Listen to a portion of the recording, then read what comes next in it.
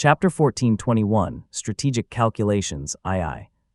This cassia had been used by Nguyen back then to capture Master Bayan, and it suffered not the slightest damage during that great battle. Li Ziming had already known at the time that the item was excellent and had long planned to exchange it for something else. Unexpectedly, Lotus Temple had come looking for it first. Li Ziming had long intended to visit Chengyun Gate. On one hand, there was the matter of Wang Quan and Wang Xiaoxiao, and on the other, he needed to dispose of the cassia he had obtained. Smiling, he bid the two farewell and was just about to depart in a streak of light when Qiuqi stopped him and said softly, 5 days from now, Purple Smoke Gate will celebrate Taoist Master Wenking's breakthrough and the completion of a divine ability. A grand banquet will be held in the Purple Smoke Blessed Land, inviting cultivators from Jiangnan, with many Taoist masters attending. I asked Zheajing to leave behind a wisp of divine ability for us to borrow. No wonder Zhasheng arrived first. Li Ziming was stunned for a moment before immediately understanding. He smiled slightly and praised, excellent. He brought 2 fingers together and pinched off a bright streak of heavenly light. Qiuqi gathered it with his sleeve and cupped his hands. This divine ability transformation will merely animate a wax figure seated among the clouds. My apologies. With the direct Taoist master of Great Ziyuqi Temple and Zhasheng of the Jade True Tao working together for a transformation, a monk would fail even if they tried to divine from hundreds of thousands of miles away. Even if he saw it in person, he would only turn around and flee in confusion. No matter. Li Ziming departed in a streak of light. Zhasheng merely cupped his hands and said, I dislike prime magnetism. I will wait outside the mountain first. Thus only the 3 direct members of the supreme Yang Dao lineage remained in the hall. Qiuqi let out a breath, rubbed the center of his eyebrows, and asked, what did Xuanmiao Temple say? Tinglin replied, Sumian has set his mind on staying out of it. People on the mountain said he took the ancestral portrait from the mountain gate and then departed through the void without saying another word. Hufu calculated with his fingers and said reassuringly, it should be enough, we will not need him. Now we have no choice but to fight northward. Qiuqi frowned deeply. The northern Buddhists cannot be compared with the immortal Tao. They will rise if they have a position, and if not, they simply remain where they are. They do not need much cultivation in daily life. They can simply wear us down here, stirring trouble every 3 days and harassing us every 5. How could we afford to endure that? We must cultivate divine abilities, practice arts and methods, nurture spirit pills, and refine spirit artifacts. At times, we must even look after the younger generation. How could we possibly have the time to accompany them in endless skirmishes across these mountains? If we keep doing that, how will we cultivate at all? Moreover, the North can come whenever they wish, but we cannot always gather this many people. One is in seclusion today, and another refining artifacts tomorrow. They cannot be easily moved. Whether we have many or few people depends on luck, and each time we gather them, we incur favors. It is good that Ziyu has broken through. The Compassion Dap excels at calculation and cannot fail to attempt divination. Everyone has left behind traces of marvelous transformation, leaving their aura in the blessed land so that it all blends together. Unless Puyu or Qiushui come in person, they will not be able to calculate it clearly. Confusing them for a while will be more than enough. He closed his eyes and let out a heavy sigh. If we are to fight, we must fight fiercely. Once people disperse and return to their own affairs, we will only have the strength to defend this mountain. At this point, Qiuqi flicked his sleeve and stood up. Hufu said, we can only respond carefully. At worst, we lose Jiangbei. Li Ziming traveled in a streak of light, passing through the great void for a while before appearing before Timber Mountain. It was merely a short hill, yet it was covered with densely packed temples, as if they might press the entire mountain flat at any moment. Their treasures shone brightly in the day. Several streaks of colored light spiraled down from the sky. Perhaps a few merciful ones were drawing down Buddhist land and practicing their spells. Li Ziming glanced briefly and saw at least 3 of them, but it would be harder to say whether any Maha were present. 5 days will pass in the blink of an eye. It would be best to exchange some intelligence and gain a bit of initiative for what comes next. Li Ziming was not worried about Lotus Temple refusing to speak. Buddhist cultivators were the most divided of all, and the faction led by the Great Curtain Dharma Realm was especially radical. Some even openly called the Compassion Tao heretical monsters.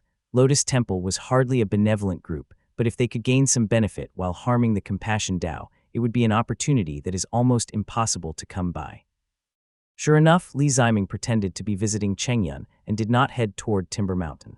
Before he had even descended onto Chengshui Marsh, he saw a monk riding a streak of golden light pass by. Upon seeing him, the monk looked both startled and delighted and called out, fellow Taoist, fellow Taoist. Li Ziming glanced to the side. The monk wore a white cassia embroidered with lotus patterns in gold and pale powder. With red lips and white teeth, he looked almost like a handsome youth. He was none other than Minghui, the merciful one who had once appeared in the Chengyan region. Now that friction between north and south was constant, it was best if Lotus Temple refrained from intervening. Li Ziming did not give him much face either. He simply cupped his hands calmly and said, "Merciful one, a fine bearing and a fine cassia." "Not at all, not at all." Minghui looked delighted as he replied, "I have been wandering around here for quite some time. I wanted to head south but feared causing offense. Haha, the cassia in your hand is the truly fine one." No matter what, Lotus Temple was one of the 7 Dharma forms of the Northern Buddhists. Li Ziming did not waste words and said quietly, "The glazed radiance cassia is indeed in my possession. I hear Lotus Temple needs it." "Exactly, exactly." Minghui gestured ahead, and the two descended quietly. Li Ziming restrained his divine ability, while the monk instantly transformed into a Taoist with black hair and a long beard. The two walked together across Changshui Marsh as Minghui said with a smile, "What a coincidence. I have coveted this glazed radiance cassia for quite some time, but it was taken by Nguyen to capture someone. I never expected it would reveal none of its divine power and end up in your hands instead." Li Ziming sensed something profound as he watched the transformation that Minghui performed with such ease. He felt a trace of caution rise in his heart. "I have fought quite a few merciful ones. Even those who know spell arts only wield 1 or 2 techniques. Who can transform so freely like this? He is also skilled in calculations, which I saw back then. This Minghui is probably among the top figures of the virtuous Tao, a merciful one personally chosen and instructed by Jinlian." Li Ziming's expression remained unchanged as he said, "Then it depends on whether you can offer the right price." Upon hearing this, Minghui waved his hands repeatedly and gestured forward. He seemed somewhat hesitant, his eyes glancing repeatedly toward the distant Chengyan Mountain gate in a clear hint. After all, the two sides had no real friendship and not even a foundation of trust. Without a Taoist master to mediate between them, it would naturally be difficult to reach an agreement. Li Ziming therefore said, "This is not something to discuss in the open. Let us go together to the Chengyan Mountain Gate and meet Taoist Master Chengyan. Then everything will be easier to settle." "Yes, yes." Minghui hurried forward with him as they made their way toward the Chengyan Mountain Gate. It did not take them long to arrive at Yebai Mountain. There, above the marsh, they encountered a disciple of Chengyan Gate. The disciple carried a clear aura of pure qi. His face was upright and dignified, a sword hung at his waist, and his bearing was imposing, the very image of a proper immortal sect disciple. He recognized Minghui at a glance and bowed. "Honored sirs, please proceed to the pavilion. I will invite my gate's Taoist master." Chapter 1422, Art and Will I. When Minghui arrived, he instead behaved like the host, waving his hand with a smile. "No need for him. Let him mind his own business. We are only borrowing the place for a while." The disciple did not dare say more and was dismissed with a wave. Minghui lowered his head, took out a set of tea utensils from a box beneath the jade table, and began to brew tea by directing water and fire. As he worked, he smiled and said, "It must have been quite exhausting for you, fellow Taoist. The supreme Yang Dao lineage drags you around day after day for work, leaving you hardly any time for proper quiet cultivation. I imagine the days when you wandered freely outside were much more pleasant." That supreme Yang lot are rather domineering. Any Purple Mansion realm cultivator who shows the slightest sign of destiny, they want to pull every single one of them into their ranks. Take Chen Yin, the Quanju back then. Over the years, only Zio shooting has managed to withdraw intact. Even Chalong Jian had to cut off a chunk of flesh and feed them well before he could free him. Zelv. Li Ziming had not expected that this monk would speak with such hidden implications and begin criticizing the supreme Yang Dao lineage outright. He glanced at him again, waited for the tea to be poured, and said softly, "We received their protection in earlier days. It is merely an alliance for offense and defense." "Protection?" Minghui smiled and did not say anything harsher. Instead, he pondered inwardly, "The moves this lord is making are difficult to place. Who knows which faction he truly belongs to? Since he is from the bright Yang Wei's Lei, he must certainly be at odds with Luoxia. But could his relations with the supreme Yang Dao lineage really be any better?" He took a sip of tea, feeling somewhat apprehensive. Just then, a Taoist master wearing a white light-collared soft armor under a robe patterned with white feathers on dark fabric hurried into the hall. Li Ziming turned and cupped his hands in greeting. Taoist Master Changyan returned the courtesy, took a seat in the hall and said, "Zheajing, it has been a long time." Only then did he look at Minghui. He could not help but frown at his attire and said, "You have grown quite fond of this appearance these past few years. Anyone who saw you like this would think you were some Taoist master." Minghui had long since transformed himself into the appearance of a Taoist. With the air of an immortal about him, he smiled and said, "I learned the art of divine transformation and splendid change from my master. I must practice it a little." As the two chatted, Li Ziming noticed that Chang Yan's expression was hurried, and his divine ability flickered faintly. He even looked somewhat weary. Although his body bore no injuries and his face remained composed, the irregularity in his divine ability could not be concealed. Taoist Master Chang Yan is also carrying injuries. It seems he has not had easy days during this period either.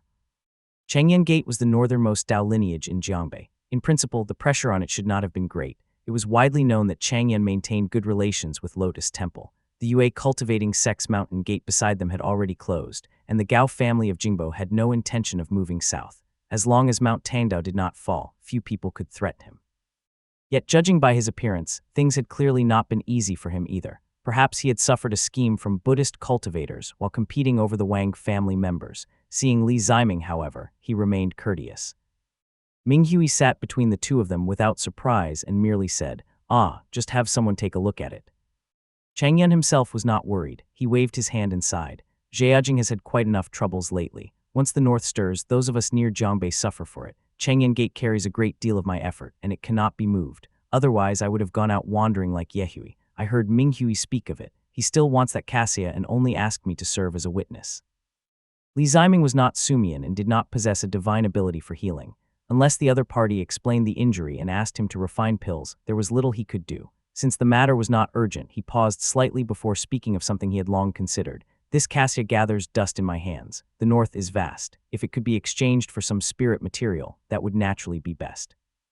Minghui brought his palms together and said with a smile, "Of course. My master is somewhat older and has met many immortals and Taoists. He has studied the paths of Purple Mansion and Golden Core Taos and is among the foremost masters of arts and techniques within the 7 Dharma forms. If fellow Taoist has any need in that regard, you may speak freely." What Li Ziming lacked least were cultivation techniques and spell arts. Why would he ask about that? The glazed Radiance Cassia was good, but it could not compare with items like Zhelu's 3 Retributions World-Entering Lotus. Exchanging it for a complete spirit item was unlikely. Still holding a trace of hope, Li Ziming asked tentatively if there were Purple Mansion realm spiritual flames. That would naturally be best. As soon as he spoke, Chang Yan shook his head slightly. Minghui noticed his expression at once. After hesitating for a moment, he replied, "Purple Mansion realm spiritual flames are rare and also treasured by us Buddhist cultivators. They are often collected by fellow practitioners and offered into the Buddhist land, where they are refined into arts or treasure artifacts. Even the few that remain outside are in the hands of Mahas. They are not easy to obtain." Chang Yan added, "In truth, whether spirit items or spiritual flames, once they fall into the hands of the merciful ones, they must all be handed upward. Private possession is impossible. Only spirit material, being of somewhat lesser value, can occasionally leave scraps in one's hands." Tuzgo. Li Ziming nodded and was about to change the subject when he saw Minghui slowly turning his teacup and say softly, "It is not entirely impossible. I know a few channels. It is just that one glazed Radiance Cassia is not enough." Li Ziming nodded at once and replied, "That is no problem. As long as fellow Taoist searches for a lead, if there is an opportunity for exchange, my Moongaze Lake will certainly not be stingy." Minghui replied, "If there is a treasure on the level of the Kongsijiang Demon Bowl, I would be confident in obtaining it for you. If it could reach the level of the 3 Retributions World-Entering Lotus, I would instead need to compensate fellow Taoist with additional items." Good. Although Li Ziming felt pleased inside, he did not truly trust him and did not take out the glazed Radiance Cassia yet. He only settled the matter verbally, which left Minghui somewhat reluctant. Chang Yan had been watching from the side for quite a while. After what seemed like considerable deliberation, he said, "As for the matter of Wang Quan, Zhejiang was not present at the time. Everyone was scrambling for it. Fortunately, it fell into my hands and was not seized by the North. Still, I owe you an apology, Zhejiang." "What sort of matter is that?" Li Ziming naturally appeared relaxed and magnanimous. Smiling, he said, "Everyone assumed I would go to the Wang family. Fearing schemes from the North, I did the opposite and went to Master Beiyin instead. There is no question of offense or apology. I only congratulate you on your double fortune." Chang Yan smiled slightly, though the smile did not reach his eyes. He seemed to be pondering something. He cupped his hands and said, "I already knew that fellow Taoist was broad-minded. When I have the time, I will certainly visit your lake. As you have seen, I still carry injuries. We should really discuss the matter of medicinal pills."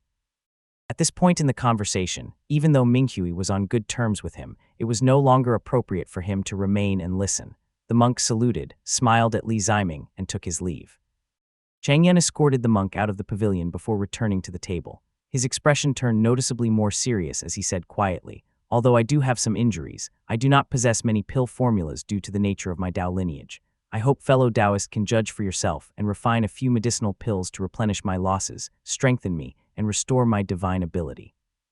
Li Ziming nodded slightly. This was not a difficult task. Refining a batch of true profound heart-cleansing pills would suffice. It could hardly even be considered a transaction, at most a favor. The man's intention was clear. His divine ability likely prevented him from refining pills himself, which was why he had come to ask for help. Li Ziming straightened and said, "No problem. Mutual assistance is only proper. I will have time in the coming days and can refine something tailored for you. May I ask your Dao lineage?" Chang Yan answered quietly, "Zheng metal." Li Ziming smiled and nodded. Chang Yan also felt a quiet reassurance in his heart. Ming Hui provided a good excuse as well. Although the sect certainly supplies medicinal pills, that could easily raise suspicion in the eyes of the watchful. With Li Ziming here, many things can be explained away. Even if I recover faster after taking something good once or twice, it will not draw suspicion. Chapter 1423, Art and Will II. Qinling Temple. Qinling Temple lay close to the northern and southern borderlands. It no longer belonged to any Buddhist land and simply called itself the Qinling Dao lineage.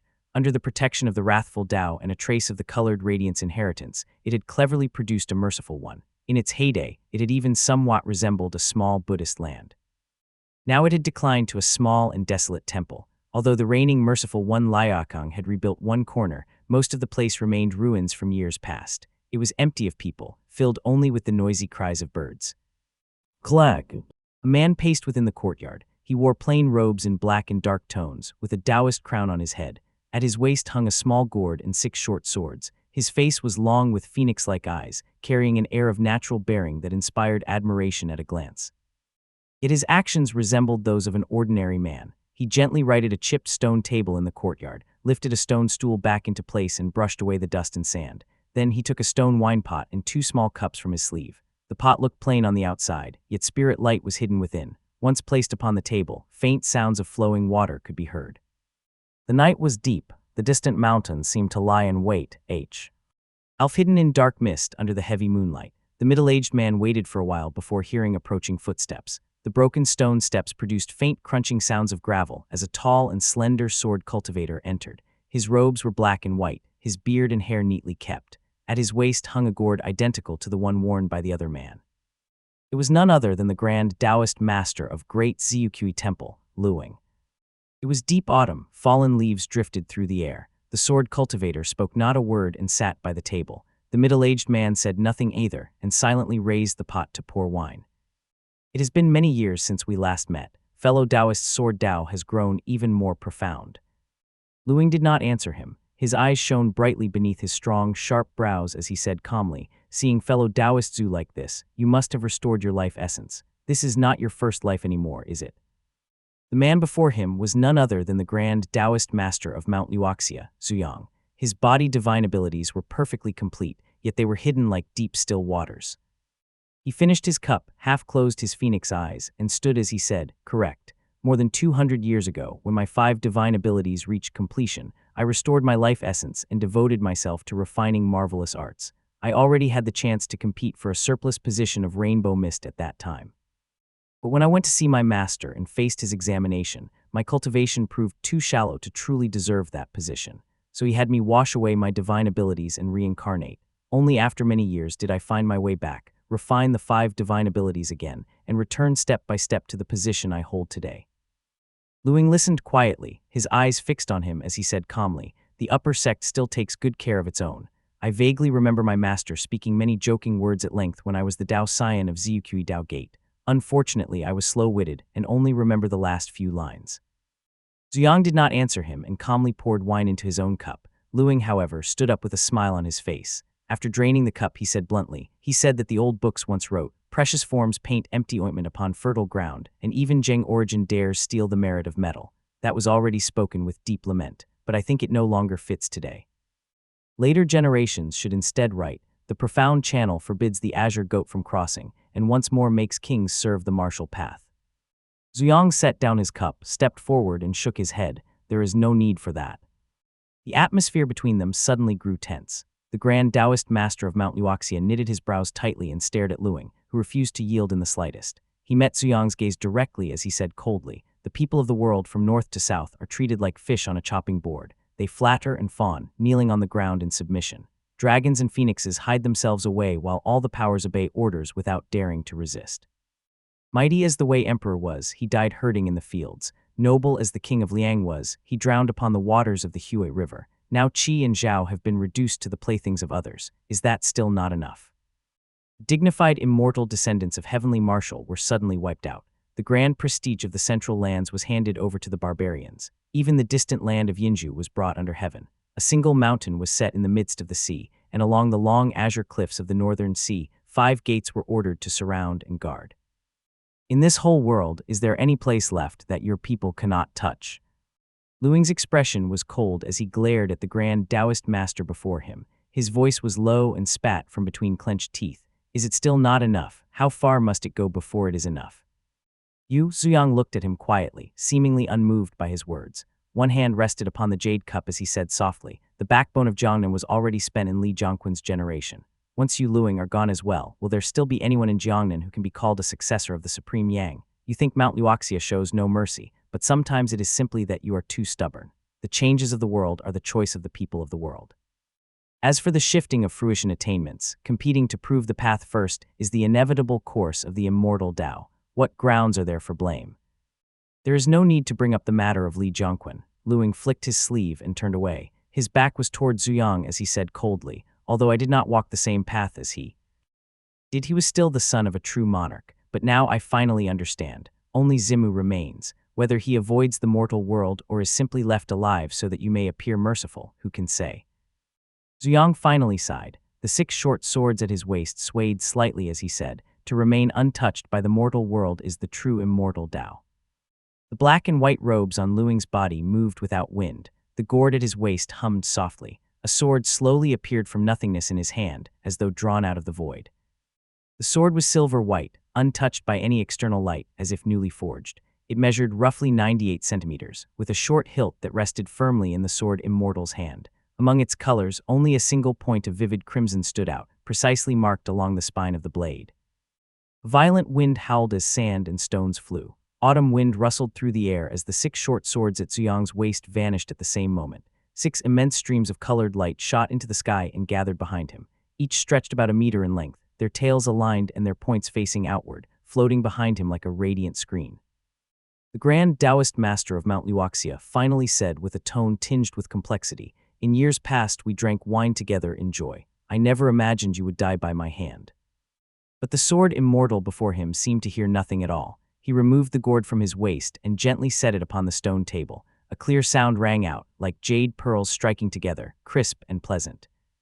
Before the sound completely faded away, 6 pillars of colored light surged upward into the sky. The howling autumn wind was scattered completely as they shot straight into the clouds and vanished into the dark night where no daylight could be seen. 6 trails of colored flame remained, swaying vividly across the heavens. They resembled 6 feathered dragons of color in the night sky, stirring the clouds into rolling turmoil. Thunder rumbled through the heavens. In the blink of an eye, these 6 immense forces had gathered their full momentum and plunged down from the sky. Zuyang floated in the night sky, layer upon layer of colored light billowing behind his head. His eyes shone bright as stars, and were as profound as those of a god. His crimson lips parted slightly as a heavy and majestic voice resounded through heaven and earth. "I will not underestimate you." On the ground, Luing raised his head. Black clouds churned above him as the 6 colored blades converged on him. He watched the expanding colors reflected in his pupils, one hand resting steadily on the hilt of his sword. Clang! A surge of white light erupted from the earth and spread outward in waves. Azure stone, broken formations, shattered walls, and ruined remnants all collapsed at once, dissolving into endless gray winds that scattered across the land. At the same moment, the great void responded, releasing a piercing metallic clang that rang through the heavens. Chapter 1424, Wujiang, I. Vast waters stretched endlessly across Changshui Marsh. Clusters of cedars stood thick throughout the wetlands, and the surface of the water glimmered like a mirror, a broad expanse of blue-green entirely unlike the scenery of the lakes. Li Ziming advanced upon heavenly light, silent and without any display of color. After flying more than 5 kilometers, the number of cultivators began to increase, yet they all kept their heads lowered as they searched for something. A little farther ahead lay a small water cavern where several pavilions had been built, guarded by a group of cultivators. Li Ziming immediately sensed the immense and extraordinary water vein beneath the place as his spiritual sense swept through. An elder of the clan, Li Qingheng, had once mentioned this place. It was a rare passage where geomantic lines and water veins ran continuously all the way to the Eastern Sea, linking directly to the sea domain of Chunyi Dao Gate. Judging by its current state, Chengyun Gate had already taken control of it. What made him stop, however, was not the uniqueness of the place, but the fragment of a Dharma artifact below that the cultivators were scrambling and fighting over. The fragment was purple-red, smooth and sharp. Li Ziming glanced at it and lightly waved his sleeve. A violent gust immediately roared forth as heavenly light shone down, forcing the cultivators below to shut their eyes. The fragment shot upward in the blink of an eye and landed in the hand of Li Ziming, who hovered high among the clouds. It looked strangely familiar to him. Upon closer inspection, the fragment seemed to have broken off from a large purple-red cauldron. Judging from the patterns and the fine texture of the piece, the cauldron had likely shattered into hundreds or even thousands of fragments scattered everywhere. So it was Yu. Wei's bronze cauldron, the one that had been stamped by the Chuoba family. It ended up in my hands, and I later gave it to Li Quantao. No wonder hundreds of cultivators have gathered. After all, fragments of a Foundation Establishment realm Dharma artifact still hold considerable value even if they are small. Yu Yue had been killed by Chunyi Dao. The cauldron had first fallen into the hands of Qi Qiuxin and had eventually been presented to Li Ziming. The Yu family had long since fallen into disarray and lacked any real strength, which allowed the treasure to end up benefiting Li Quantao. Since it had once passed through his own hands, the memory remained clear to him. Now that he saw it again, he immediately recognized the cauldron. This cauldron was a hereditary treasure of the Yu family. The materials used to forge it were far from ordinary. Back then, it had endured a strike from the Chuoba family's ancient Dharma artifact and only left behind a single mark. Anyone capable of smashing it into such a state possessed power that hardly resembled that of the Foundation Establishment realm. His brows lifted slightly as a bad thought crossed his mind. Was Li Quantao truly recalled in an emergency? He has not even sent a single letter after returning to the sect. The arrangements made by Ningguan and Tinglin had quietly pointed toward Hongsu Gate. Jiangbei had been in utter chaos at the time, and the Supreme Yang Dao lineage could barely take care of itself while seeking aid everywhere. It would not have been surprising if Li Quantao had fallen, and there would have been no need to conceal it. Yet they insisted he had been recalled, and still he could not be seen anywhere. That made the matter rather intriguing. If he is not in secluded cultivation due to heavy injuries, then the Azure Pond sect may truly have encountered some opportunity. Ningguan is occupied with matters in the north and has no energy to pursue it. In the end, who knows whose fortune it will become. If Li Quantao had truly obtained an opportunity, Ningguan would naturally act fairly and not do anything extreme. Yet for Li Quantao himself, pursuing the Purple Mansion realm left little room to divide his time and effort. Would it not be better if he did not have to share the opportunity with others? Li Ziming could only shake his head with a faint laugh. He casually tossed the fragment back and rose once more on his light.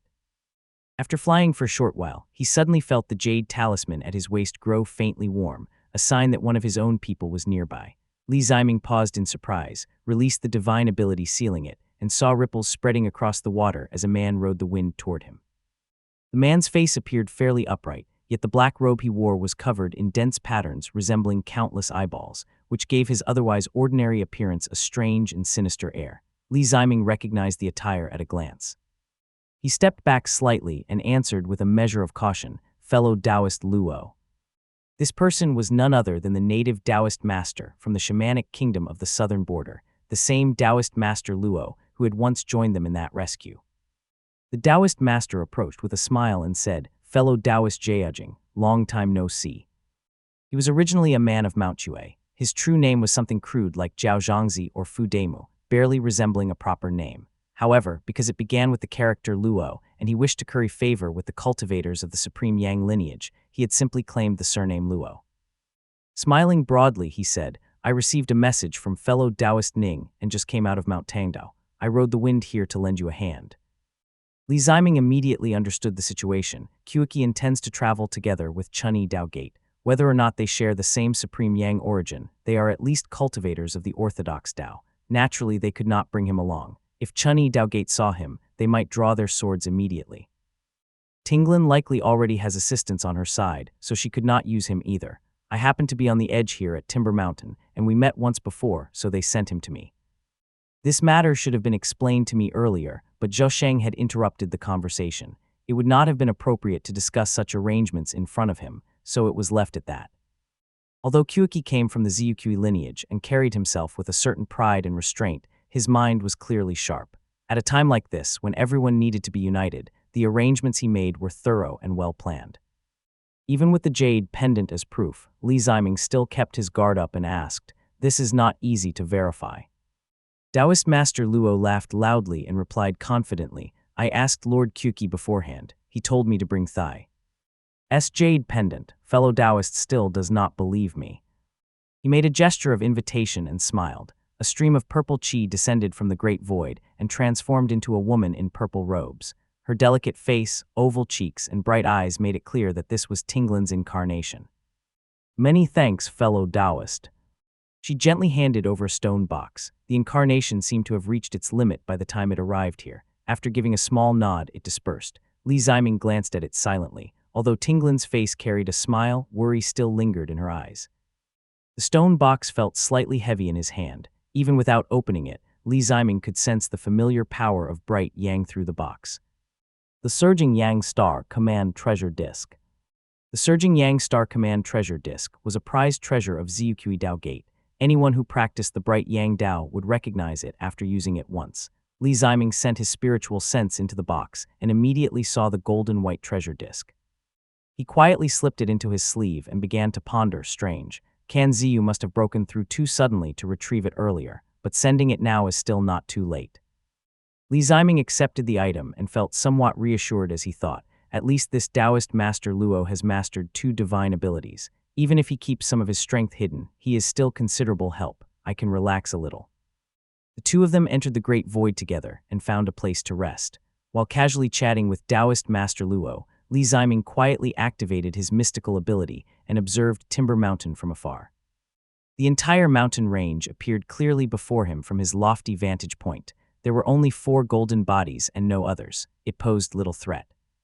After their great defeat last time, the weaker Buddhist cultivators of the Emptiness Tao had either fallen or were forced to rebuild their cultivation.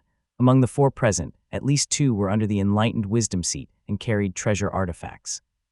One of them looked quite different from the other Buddhist cultivators of Emptiness Tao. He appeared like an ordinary person rather than possessing a massive golden body, yet the other 3 treated him with deep respect. Even so, 2 of them were mediocre. Li Ziming and Taoist Master Luo acting together was truly excessive force.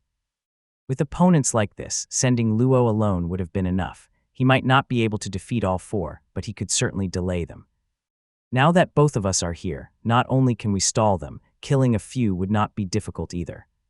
He relaxed immediately and continued chatting casually with Luo. To his surprise, the man suddenly clasped his hands in greeting. He said, "For this matter I must rely on Zheujing. Please give it your full effort and eliminate them if possible. I truly cannot afford to miss this opportunity."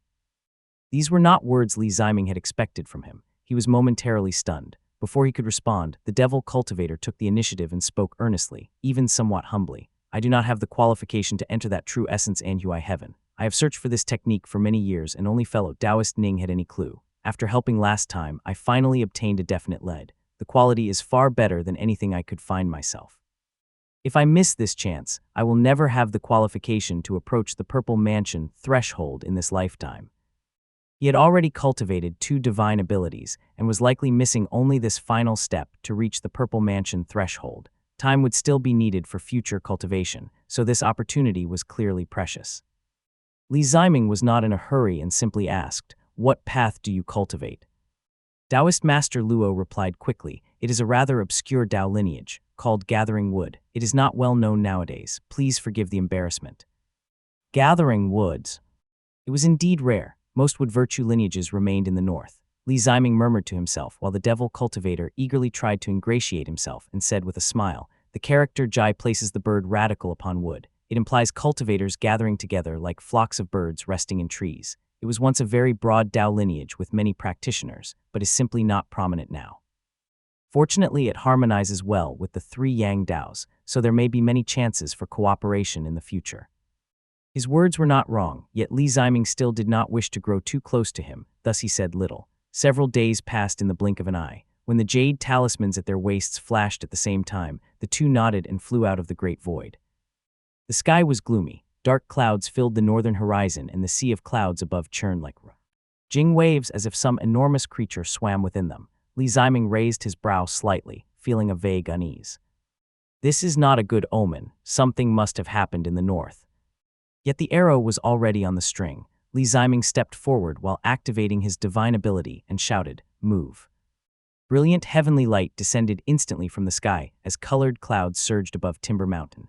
The Buddhist cultivators rarely used spirit formations. Their formations usually relied on the Merciful One as the focal point while drawing power from the Buddhist land to surround and kill their enemies. Chapter 1425, Wuzhong II. However, before a divine ability could even appear, the layered temples scattered across the mountain like thick moss trembled violently. Sand and stone burst out, gray winds roared, and the structures collapsed with thunderous force. A bright white heavenly gate descended from above, but unfortunately, the four merciful ones were not seated together. The blazing divine ability suppressed two golden bodies that had just risen.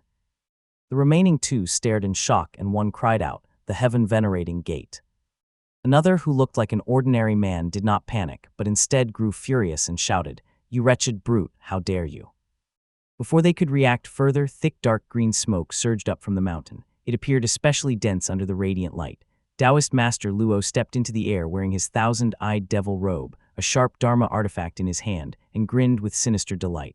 Bald monks. He raised his hand lightly and tossed out a flask that glittered with light.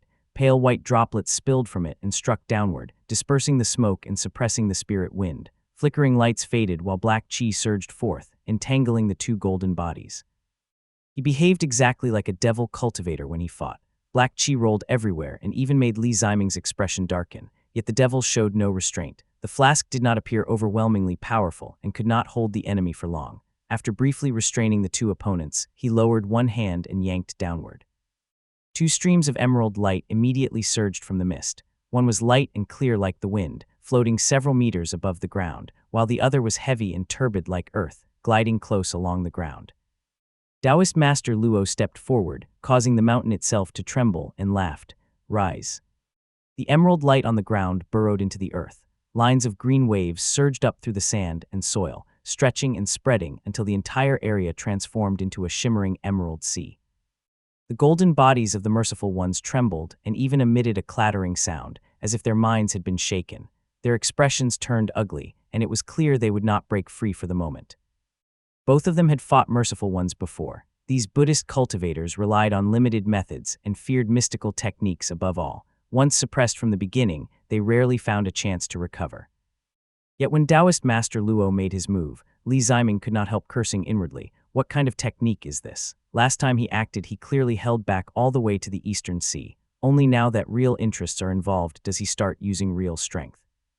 Though he cursed inwardly, his movements did not slow in the slightest. He might only have a few reliable techniques, but they were lethally effective on Buddhist cultivators. Flames spilled casually from his mouth as he activated his divine ability. Yet when Li Ziming looked carefully, the Buddhist cultivators below appeared startled and disordered, but not truly frightened. They even seemed strangely steady. They exerted all their strength to defend with their golden bodies, and their eyes and words carried more hatred and malice than fear. The unease in his heart slowly grew. After a brief hesitation, he drew the ruler of manifested mountains and rivers and stepped into the flames. Li Ziming's suppression here posed no problem since the opponent beneath him was mediocre in strength. But as Taoist Master Luo used his mystical technique to trap the other two, the face of the one who looked like an ordinary man yet held the highest rank suddenly changed as he drew in a sharp breath. The treasure belly he held with one hand inflated like a balloon. In an instant it grew to the size of a house and broke free from the emerald sea on the ground. It expanded twice more in a single breath. A brilliant light swelled from the center of the jade white belly, and two naked arhats suddenly leaped out. The arhats were imposing figures, their bodies powerful and well-defined. One held a staff while the other wielded a sword. Black beads rolled around their necks as they rose on dazzling brilliant light and lunged toward Taoist Master Luo. Compassion Dao. Taoist Master Luo's expression immediately darkened. He flicked his sleeves and waves of dark green-black chi surged inward along his robe as he shouted, "Go." Two streams of dark green-black chi instantly wrapped around the two arhats and hoisted them into the air. Yet their treasure light burned fiercely, causing the black chi to sizzle. Worse still, after the two arhats emerged, the Buddhist cultivator holding the treasure belly saw the swollen belly shrink rapidly, though it remained the size of a person. Riding the wind upward, he rubbed the jade like he would his own belly. The skin bulged and suddenly opened into two eyes and a mouth. The two eyes glowed purple and emitted blinding rays of light. Majestic and fierce, they shone with the power to subdue demons and eradicate devils, burning directly toward the devil cultivator. Taoist Master Luo was no ordinary figure. His robe fluttered, and the countless eyes upon it all released a dazzling golden radiance that scattered the brilliant light. The devil cultivator's face turned fierce as he shouted, "Compassion Dao again. This spirit robe of mine was forged precisely to counter compassion." The favorable situation did not last long. After only a few exchanges, the merciful one under the enlightened wisdom seat on the ground had already freed himself, dispersing the white water and rising into the air on the wind. Devil! Taoist Master Luo possessed two divine abilities and felt no fear. Instead, he secretly rejoiced inwardly. If I stall them here, can they injure me or kill me? Meanwhile, how could you possibly stall Li Ziming over there? Their actions were undoubtedly correct. Li Ziming's divine abilities might not have been overwhelmingly superior, but his ability to cut off the Buddhist land was clearly more effective. The devil cultivator and the Buddhist cultivator fought for a time, golden light rippling, green-gray chi scattering, and the devil robe swaying in the wind.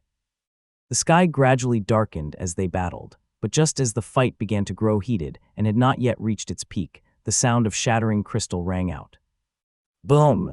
Pink radiance surged within the bright yang light, and a rain of petals fell from the sky. The heavens darkened rapidly. Within the blazing true fire, Li Ziming drew back his axe. He had already forced one of them to the brink of death. Dealing with two opponents was naturally not as easy as during the great victory at Mount Tangdao. After all, he had no boundless water fire. Still, Li Ziming killed one first. Endless pink light erupted outward and shook the heaven-venerating gate. The other had clearly been waiting for this moment. Raising his four arms, he used the shock from his companion's death to push upward and shake the heavenly gate. The golden face twisted fiercely, and his lips moved faintly. Devil, prepare to die. Buddhist cultivators could indeed be reborn, yet losing a Dharma body was always a tremendous loss. The more fearless the opponent appeared, the more uneasy Li Ziming grew. Still, he could not allow him to escape. Forming a seal with one hand, four long ribbons of bright white light appeared and wrapped tightly around the golden body, binding it in place. Bright light, heavenly surge. Light flared from the center of his brows as heavenly radiance, hidden light locked onto its target.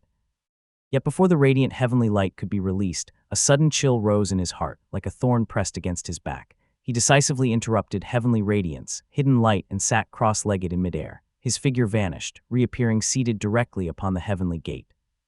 A deep hum rang out. As the man in the white golden Taoist robe seated himself from the void, waves of heavenly light spread outward. They swept through the layers of clouds, bringing a gleam of brightness to the darkened sky and faintly stirring something hidden above, producing a subtle sound.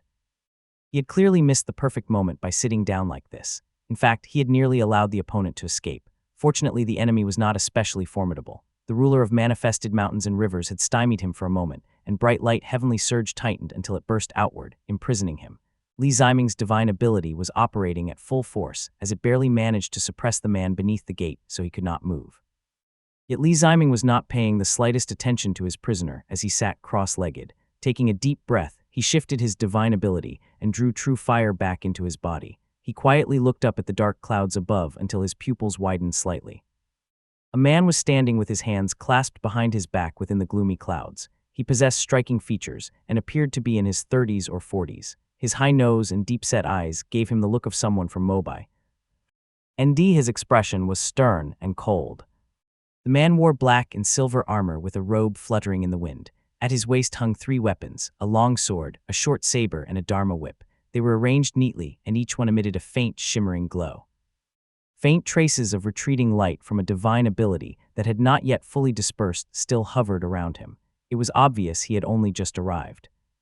What truly left Li Ziming silent was the other man's cultivation. He thought to himself, mid-stage purple mansion realm, this is a cultivator. The middle-aged man showed no urgency as he calmly met Li Ziming's gaze. He seemed unconcerned about the merciful one beneath the heavenly gate and simply stared at Li Ziming before saying slowly in a deep voice, "Helian Wujiang of Taifo State greets fellow Taoist." His voice echoed across the night sky again and again. Taoist Master Luo turned pale with shock. the two merciful ones grew overjoyed, and even the master monks among the ruins below burst into jubilation, bowing in reverence. Hellion family, a chill spread through Li Ziming's heart as the name flashed through his mind, followed immediately by another thought: mid-stage Purple Mansion realm. This cannot possibly be a newly advanced Purple Mansion realm cultivator from the Hellion family. It is almost certainly the pillar that has supported them for years. They actually sent him out. What does this mean? Everyone knew that the Typhos Hellion family was not an insignificant family. Their misfortune lay in their geography. They had once produced a genius named Hellion Fan, but he had been surrounded and slain. They had remained trapped in hardship for nearly 100 years afterward, as they produced no talents of note. Only in recent years had a younger generation finally broken through, giving the family a chance to breathe. Even a cultivator from as far away as Jiangnan like Li Ziming knew how hard the Hellion family had struggled to survive, surrounded on all sides by predators. That alone showed how difficult their situation had been in recent decades. If sending Hellion Wumeng south meant the family had finally gained breathing room and was ready to expand and seek gains in the south, the appearance of Hellion Wujiang changed the entire matter completely. If the Hellion family has sent 2 Purple Mansion realm cultivators south without concern, someone must have stabilized the situation in Mobai. What does that mean? Had the Compassion Dao acted as a mediator? The Hellion family occupied the Hedao region and even ruled a state of their own called Taifo. They faced the frontier of Zhao state near the west of Longdi and had long acknowledged Zhao as their overlord. Meanwhile, the Murong family of the Compassion Dao lay far away in Yan state. One stood in the west and the other in the east. The distance between them was immense. It was not that the Compassion Dao lacked the strength to mediate. The real problem was that this region lay outside its sphere of influence, so there was no need for such trouble. Moreover, judging from the situation, the man had only just arrived. Why would the timing be so coincidental? Qiuqi's plan must have succeeded in some way. Otherwise, he would not have just arrived. He would have been lying in wait long ago. These Buddhist cultivators would not have seemed so unprepared either. They would have feigned carelessness while secretly preparing their formation. Even a minor place like Timber Mountain had drawn Hellion Wujiang, then who commanded the forces across the vast lower Luo plains, and what of Mount Zai-Oshi, which guarded the rear of Mount Tangdao as a flanking gateway? Is this truly just a simple southern advance by Buddhist cultivators? The thought sent a chill through his entire body, yet the situation allowed no time for deeper reflection. The man before him already had a hand at his waist. He lowered his head slightly, his deep eyes still fixed on Li Ziming. By order of the national preceptor, I came south to guard Timber Mountain. I traveled day and night so as not to delay the command. However, I did not expect to encounter a descendant of the imperial line here. My apologies. Hellion Wujiang spoke of offense, yet his expression remained unchanged. His pale hand brushed slowly across the sword, the short saber, and the whip at his waist before finally grasping the spirit artifact whip and snapping it loose into his hand. Boom! Blinding lightning flashed and a torrential rain fell from the sky. A chill ran down Li Ziming's spine. As the man raised his hand, he could faintly see layers of dark shadows weaving through the rain, appearing near and far. Light burst from between his brows, yet it circled once among those serpent-like shadows before breaking apart into drifting fragments of gold.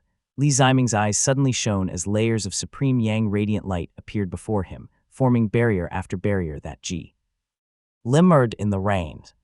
Bang! The yellow-green radiance of the ruler of manifested mountains and rivers rippled through the air as it descended from above like waves of water. With a thunderous blast, the supreme yang radiant light exploded into bright white sparks, instantly evaporating all the rain within the surrounding area. Boom! Thunder rolled again as light and darkness intertwined. Through the rain, Li Ziming heard the man's firm voice echo, "Heavenly radiance, hidden light, a technique of the Qi family." Chapter 1426, Cloud Smoke finally rises. Should I keep blocking? Facing the northern Taoist master in the torrential rain, Li Ziming hesitated for a moment. The fact that Hellion Wujiang could appear here showed that the north had already begun shifting manpower southward, yet Qiuqi could not be underestimated. The supreme Yang Dao lineage had many more trump cards. If they launched a full assault, the north might not be able to hold. At the very least, I have to stall them. There is no reason to retreat without even crossing blades. He did not spare any attention for Taoist Master Luo. The surging blue-gray aura within his spiritual sense was proof enough. Profit moved the heart. As long as he stood before Hellion Wujiang, this southern border devil cultivator had no intention of retreating. Yet even though Taoist Master Luo had not withdrawn, he was already wavering. His eyes stayed fixed on Li Ziming, ready to flee at any moment. If the technique were not so important, and if he did not trust the supreme Yang Dao lineage, he would have escaped long ago. Hellion Wujiang stepped forward upon the clouds, the long whip in his hand moving like a serpent. Before Li Ziming could react further, the cultivator drew in a breath and raised 2 fingers before his nose and eyes, forming a gesture of focused sight. Li Ziming reacted at once to seize that brief opening. The mountain-charging sea-pacing tiger transformed into a barrier of light before him. On the other side, the heavenly gate flickered, and he rose straight into the sky without much hesitation. This moment of life and death, killing a merciful one again, was no longer realistic. If he turned toward the pass, the divine ability heaven-venerating gate, which could not split its focus, would inevitably be exposed to the enemy's blade. Even though the heaven-venerating gate possessed decent defensive power aside from its suppressive ability, if a mid-stage Purple Mansion Realm cultivator with 3 divine abilities were allowed to attack freely, Li Ziming would likely end up coughing blood as he fled. He would not be able to hold out for long. It would be better to use it to protect himself.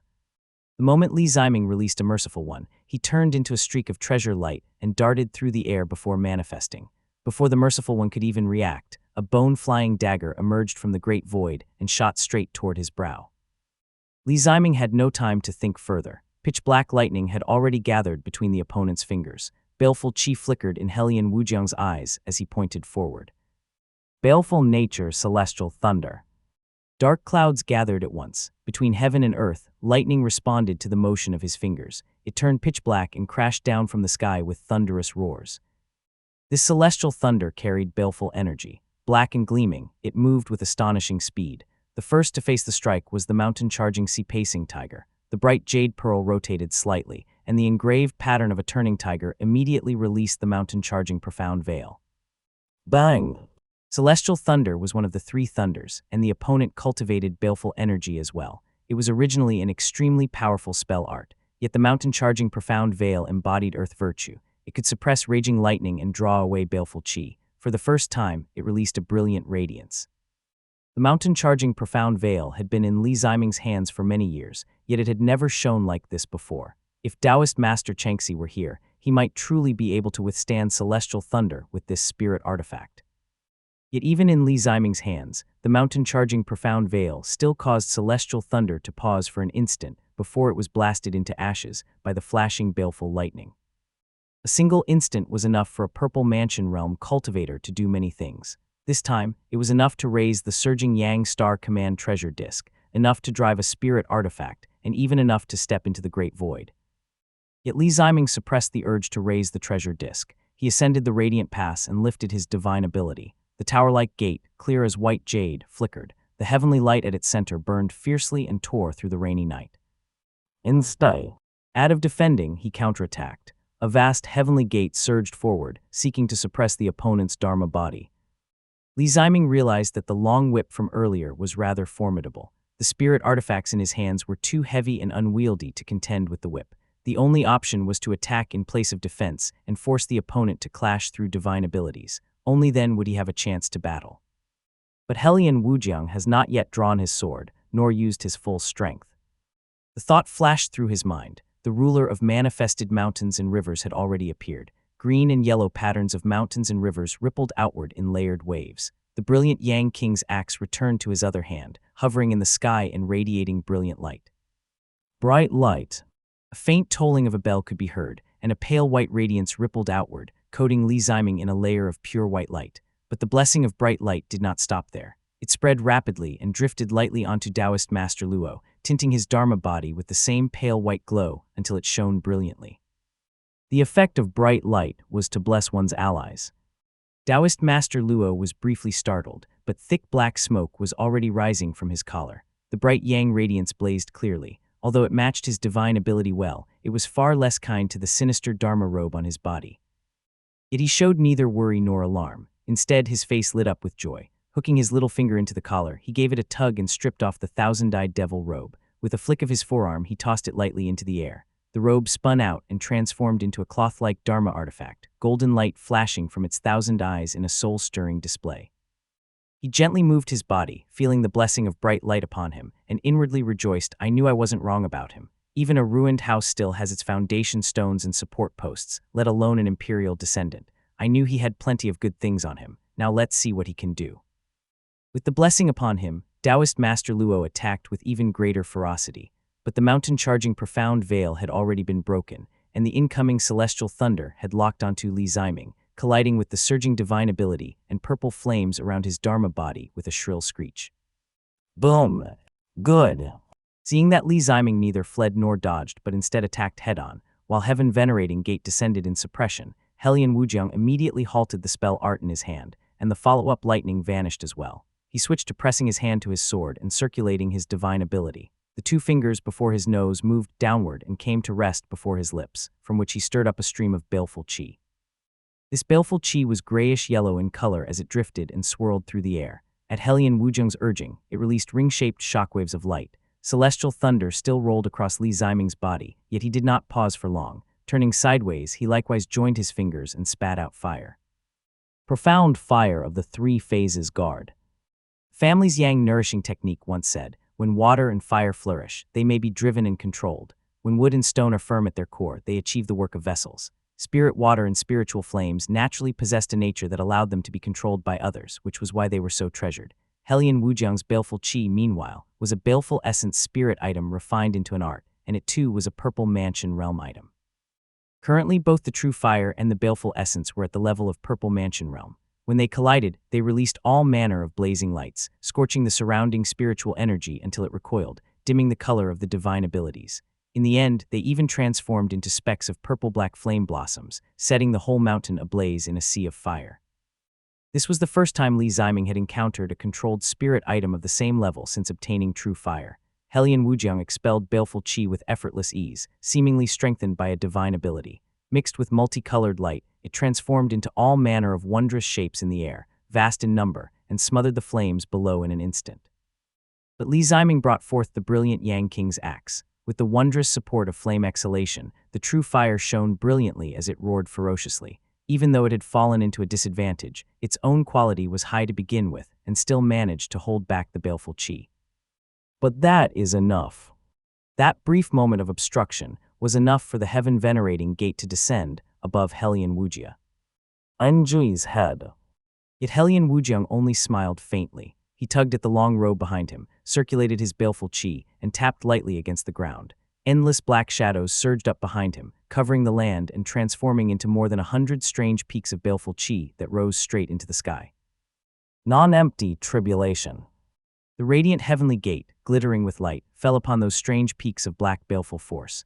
Its two lower corners sank into the qi, wearing away the black qi until it spread outward in rolling smoke and flame. The two sides were now barely held in stalemate.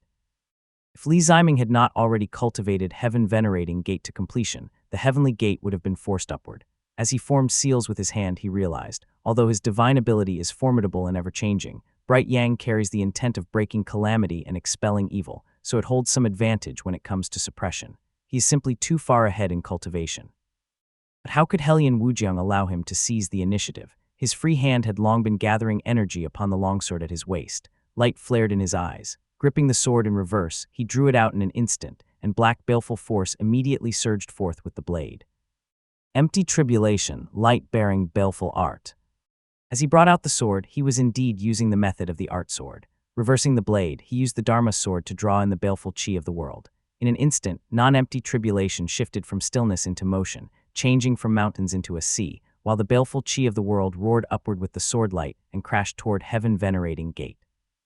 This surging baleful light shot into the heavens. Not only did it extinguish the flames burning across all of Timber Mountain, it even dimmed the jade sea formed by Taoist Master Luo below, allowing the merciful ones to break free and changing the entire situation. Now he is getting serious. Li Ziming immediately sensed something wrong. The Heaven Venerating Gate in the sky had been bound by baleful qi and could no longer dissolve away like flowing water. He flicked his sleeve, and the gleaming surging Yang Star Command treasure disk was ready for use. Yet he did not immediately activate the treasure disk. Instead, his figure flashed like light and descended from the divine ability above, trailing flames as he extended his palm and continued pressing toward Hellion Wujiang's face. His own family had long been known as a family of sword cultivators. His elder family brother Li Zijai possessed extremely high attainment and was proficient in the method of the art sword. No matter how formidable the art sword was, it remained a spell art rather than a released sword qi. It required hand seals and casting. Helian Wujiang calmly watched the palm striking toward him, and a hint of a smile appeared in his eyes. The armor on his chest parted to either side, revealing a blood-red chest cavity where black blood churned. The vigorous, beating heart suddenly flipped over, exposing a blackened white eye on its reverse side. His cultivation method was orthodox, and only now did he reveal a hint of a devil cultivator's nature. The eye within his heart was icy cold and carried a terrifying authority as flickering golden light shimmered within it. Phrase. Li Ziming only glanced once before feeling as though struck by lightning. A chill spread through his entire body as layers of golden light fell upon his Dharma body. Bound by that golden radiance, he found himself unable to move. I fell into his trap, thought Li Ziming. Chapter 1427, Cloud Smoke Finally Rises, II. Helian Wujiang's expression turned cold at once. He released the long sword that had shot skyward without hesitation, allowing the endless baleful qi to disperse. The non-empty tribulation divine ability no longer held the heavenly gate up. Instead, he focused completely, his eyes locked firmly on Li Ziming. At that instant, a smile appeared on the man's handsome face. His lips split apart to the roots of his ears, forming a massive blood-filled maw. The flesh connecting it stretched into thin membranes as he lunged forward with lightning speed, casting a thick shadow. He intended to swallow Li Ziming in a single bite. Every step of weakness was meant to lure you closer. The instant that I locked onto him, Li Ziming's mind cleared and the mental suppression was dispelled. Yet the golden light binding his body was far harder to break. He could only urgently activate his divine ability with all his strength. Fortunately, he had awakened quickly enough. The golden light bound him only for a brief instant. Radiant light had already ignited within his eyes, allowing him to move slightly. Flame-stepping movement. Bang! A chain of radiant fire burst from his entire body, all the bright yang heavenly light gaze. Red inward and transformed into waves of crimson radiant fire that drifted like smoke. This radiant fire footwork technique was not weak. Facing such danger, Li Ziming squeezed out every drop of potential within his body, turning himself into radiant fire in a single instant. Yet the opponent was simply too close. The massive maw snapped back, and a burst of heavenly light erupted. The radiant fire scattered, and then gathered again, forming Li Ziming's figure once more as he surged forward yet again. The Taoist master in the white golden robe had lost the upper half of his face. Dense rows of tooth marks appeared across the bridge of his nose, as if some demonic creature had bitten it away. Half of both ears were gone, as well as golden blood streamed out. The front of his head was higher than the back. If viewed from above, one could even see the throat swallowing continuously, yet he still moved forward. The head before them retained only intact lips and teeth, yet he was still chanting.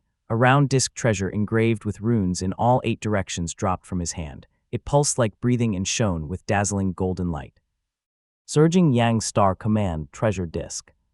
The disc's dense spell inscriptions layered upon one another and turned pure white. A single point of golden light drifted out and fixed the longsword in his hand in place. Immediately afterward, the world darkened, as though a clear heavenly light had opened above, scattering a field of golden white radiance.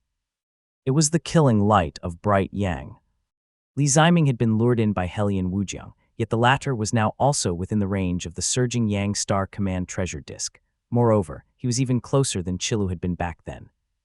The heaven-venerating gate in the sky had lost control and was sinking into the heavy black qi, suppressing non-empty tribulation. Meanwhile, the bright light heavenly surge rose from both sides and entangled Helian Wujiang's Dharma body.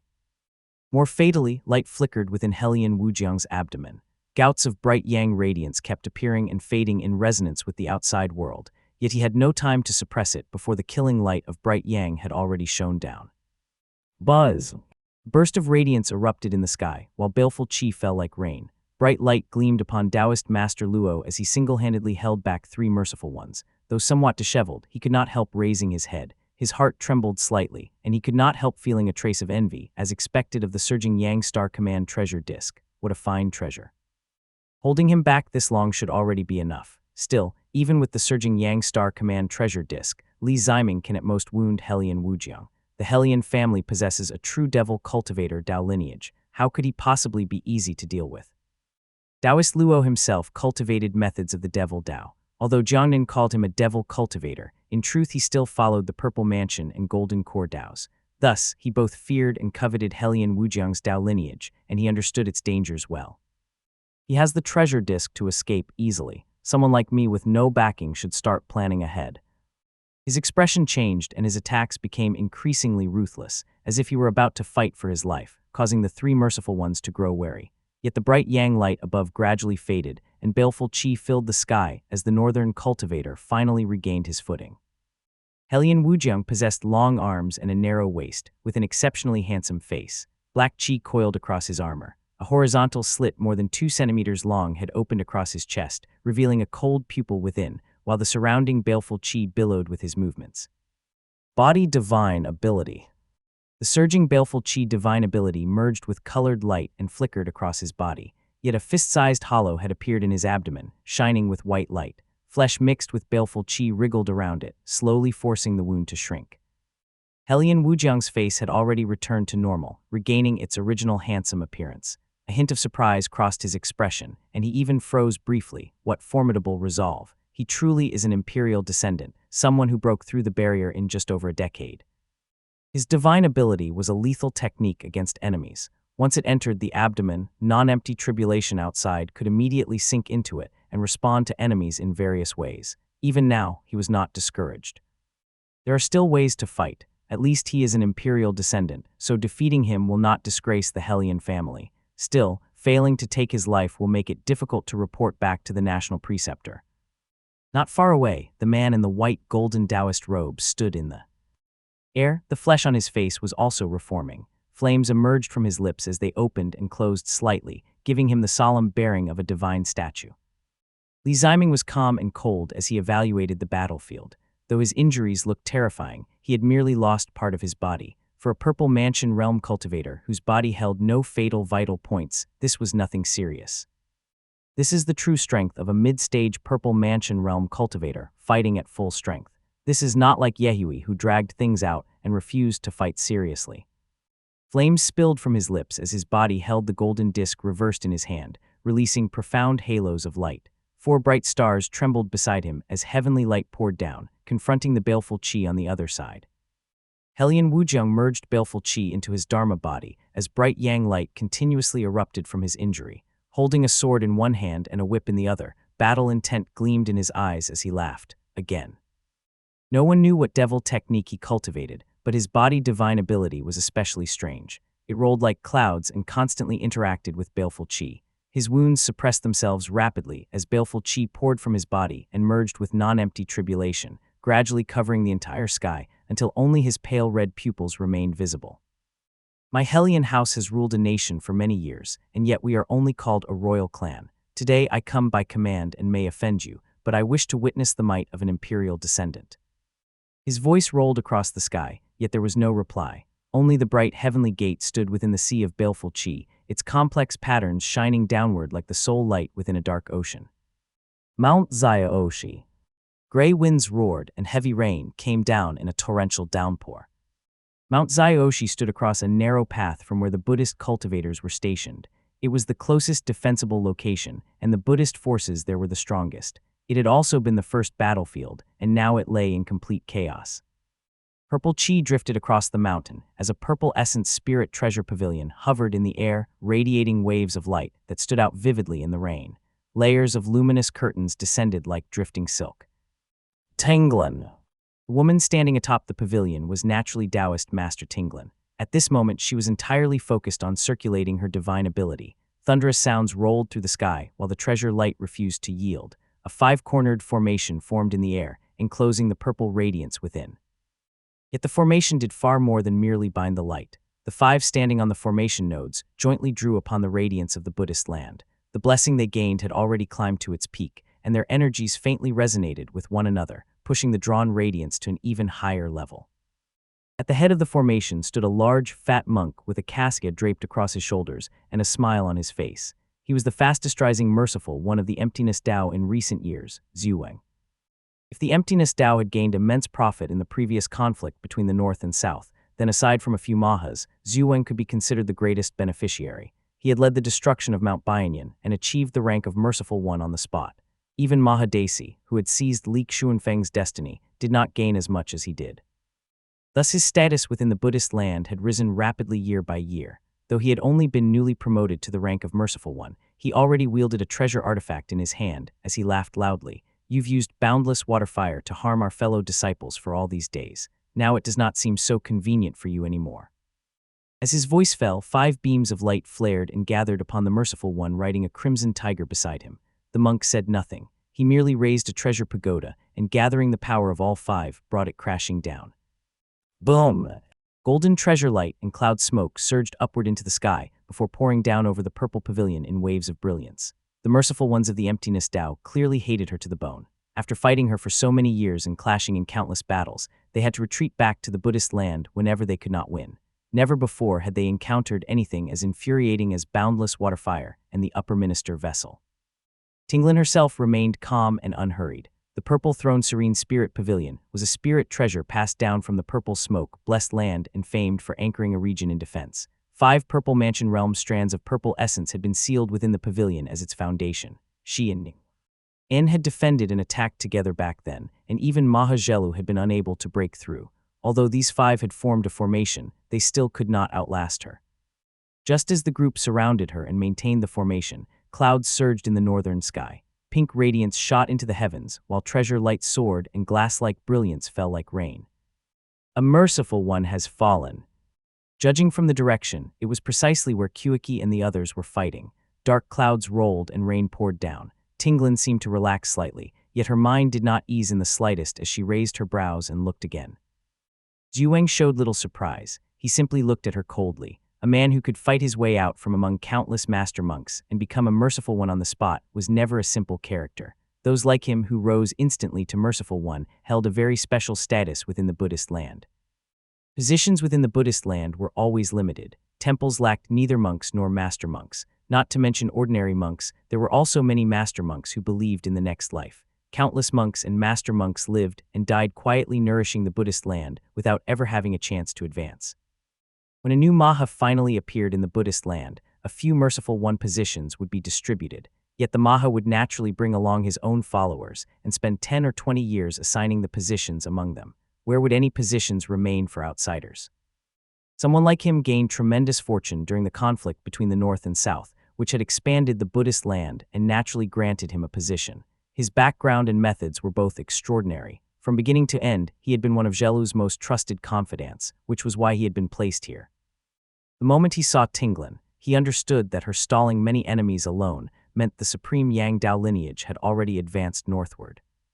Zhuang had just heard from the Buddhist land that this matter had gone beyond the Emptiness Tao or the Buddhist cultivators as a whole. The nominal Zhao Emperor had personally emerged from the inner palace to summon the national preceptor and discuss affairs in Jiangbei. The Zhao Emperor was nothing more than a puppet. Ever since the matter of offering up metallic essence had come and gone, he had held no real value. His only use was his identity as the shared sovereign of the northern Zhao state, like a seal. Whenever the 7 Dharma forms wished to act together, they would stamp it once to signal approval. If the 7 Dharma forms had not reached consensus, who could have brought him out to court? The entire Zhao state had been shaken. The national preceptor had already achieved the rank of Grand Taoist Master, and it was uncertain whether he would personally head south. Kueki does have courage, but what of it? Zhuang could truly say he admired Kueki. The supreme Yang Dao lineage possessed numerous hidden trump cards, the northern factions lacked unified leadership, and Kueki himself was decisive. At the very least up to this moment, no reinforcements had yet arrived at Mount Zaiyoshi, the place farthest from the northern heartland. The final outcome was hard to say, yet Zhuang's heart was already burning with anticipation. One north-south conflict paved the road for becoming a Merciful One. If I can gain another great merit by expanding the Buddhist land, then becoming a Maha will be within reach. Chapter 1428, Wei Xunian I. Lower Luo Plains. The sky was dim and heavy. Sword light rose and fell in the gloom. A man in black stood quietly in the dark wind, holding a bronze sword. Brilliant light still flowed along that bronze sword, as though it had only just cut down the Dharma body of some Merciful Ones. The blade shone with dazzling radiance. Rolling sandstorms and drifting dust light swirled before him, while the sound of earth and stone splitting rang out on every side. He held a patch of ground by himself, surrounded by clusters of black wind. Not far away, Taoist Master Zhesheng stood with his sword held crosswise, stabilizing the endlessly roaring purple-red light. Kueki's expression remained calm and his gaze cold. On the other side, Ningguan was even more silent. The supreme Yang Dao lineage had already committed all of its forces in this great battle. Aside from Ningguan herself, there were Tinglin of the Purple Smoke-Blessed Land, Kueki and Hufu of Ziukui Dao Gate, Yu Shui of the Chen family, Zheajing of the Li family, Zhesheng of Shawang Kingdom, Taoist Master Luo of the Southern Border, Chehang of the Chunyi Dao, Quanju who was a friend of Hengxing, and even Ling Mei of the Sword Gate. Even Zhugong, who had long since departed to the Outer Sea, had hurried back. She now waited silently at Mount Zioshi to assist Tinglin. If there were next time, there would be no way to gather more people than this. When the group first charged into this place, they had truly cut through like splitting bamboo and severely wounded Jello. But the lower Luo region lay directly before Zhao State and was naturally the first place to receive reinforcements. The enemy had arrived almost at once. Once they had come, they had come. Whether Kueki or Ningguan, none of them had ever expected to seize an advantage in the north and leave unscathed. Yet the enemies who arrived one after another were far beyond expectation.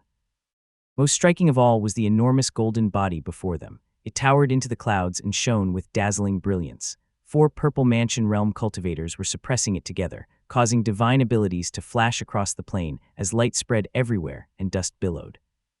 Cultivators of the Compassion Dao usually bore large bellies, but this golden body was quite different. It was hunched low and bent forward. Though the golden body itself was vast and magnificent, it resembled a stooped old man with his waist bent deeply. Upon its shoulders rested a towering golden mountain. Lotus flowers covered the ground upon it. Gold filled the mountain. Eminent monks chanted scriptures and disciples sought learning. Some sat cross-legged while others floated in the air. The mountain itself was immense, and the figures upon it were as small as ants. There were hundreds of thousands or even millions of them, as though the body carried an entire Buddhist kingdom upon its back. The sight was incomparably majestic. This Buddhist kingdom connected upward to the world and extended into the boundless Buddhist land. Thousands upon thousands of rays of light descended from the sky, blessing the monks upon the mountain, and then gathering upon the Maha's Dharma body that bore the mountain on its back, as though they were about to condense into substance. This was the 7th generation Maha of the Compassion Dao, Beigu. His waist bent extremely low. The face that looked toward the earth was filled with guilt and unease. Yet another face grew from the Fengfu acupoint behind the golden body's head, almost reaching down toward the neck. That face bore an expression of compassion and mercy, quietly gazing with a gentle smile at the golden mountain upon his back. This man had become the most honored Maha of the Compassion Dao ever since Murong Zia achieved the 9th generation and connected with the Dharma Master, no longer leaving the Buddhist land. He was also the fastest cultivating Maha in history. Even Maha Jinlian, who was once famous for his extraordinary innate ability, advanced far more slowly than him. His path was even more unusual. It was as though he nurtured a Buddhist land of his own, closely tied to the Compassion Dao. The radiance of that Buddhist land was extremely powerful and impossible to separate from him, granting him tremendous might. He alone stood on the battlefield, yet forced the crowd to surround and attack him. Even after reinforcements arrived to break the encirclement, Ningguan, Chehang, Hufu, and Yu Shui remained behind to continue the siege. Though Beigu's Dharma body trembled and golden blood spilled from his mouth, the 2 faces upon the head that hung so low it nearly struck the ground still bore expressions of compassion, mercy, guilt, and unease. Not a trace of emotion shifted. What a formidable Buddhist kingdom! Hufu stared at the opponent, his expression grim. The wondrous object in his hand rose and connected to the brown spirit bag in the sky. Dense streams of supreme yang light poured from it, cascading down upon the treasure light covering the other party. What he held was Ziukui Dao Gate's spirit treasure, the Supreme Yang Radiance Derivation Treasure Bag. It was both a spirit treasure and an artifact of the Supreme Yang Dao. It was exceedingly effective at dispelling evil and destroying demons. Even a Buddhist cultivator struck by that ray of light would feel as though burning coals had fallen upon their body, making it nearly impossible to resist. Yet Maha Beigu stood bathed in the Supreme Yang light. Although the radiance clearly restrained him to some extent, his mana did not diminish as it normally would, nor were his divine abilities unraveling. There was no sign at all of evil being purged or demons destroyed. This was an extremely embarrassing situation. Even Chehang beside them frowned slightly. On the other side, Buddhist chants echoed through the sky.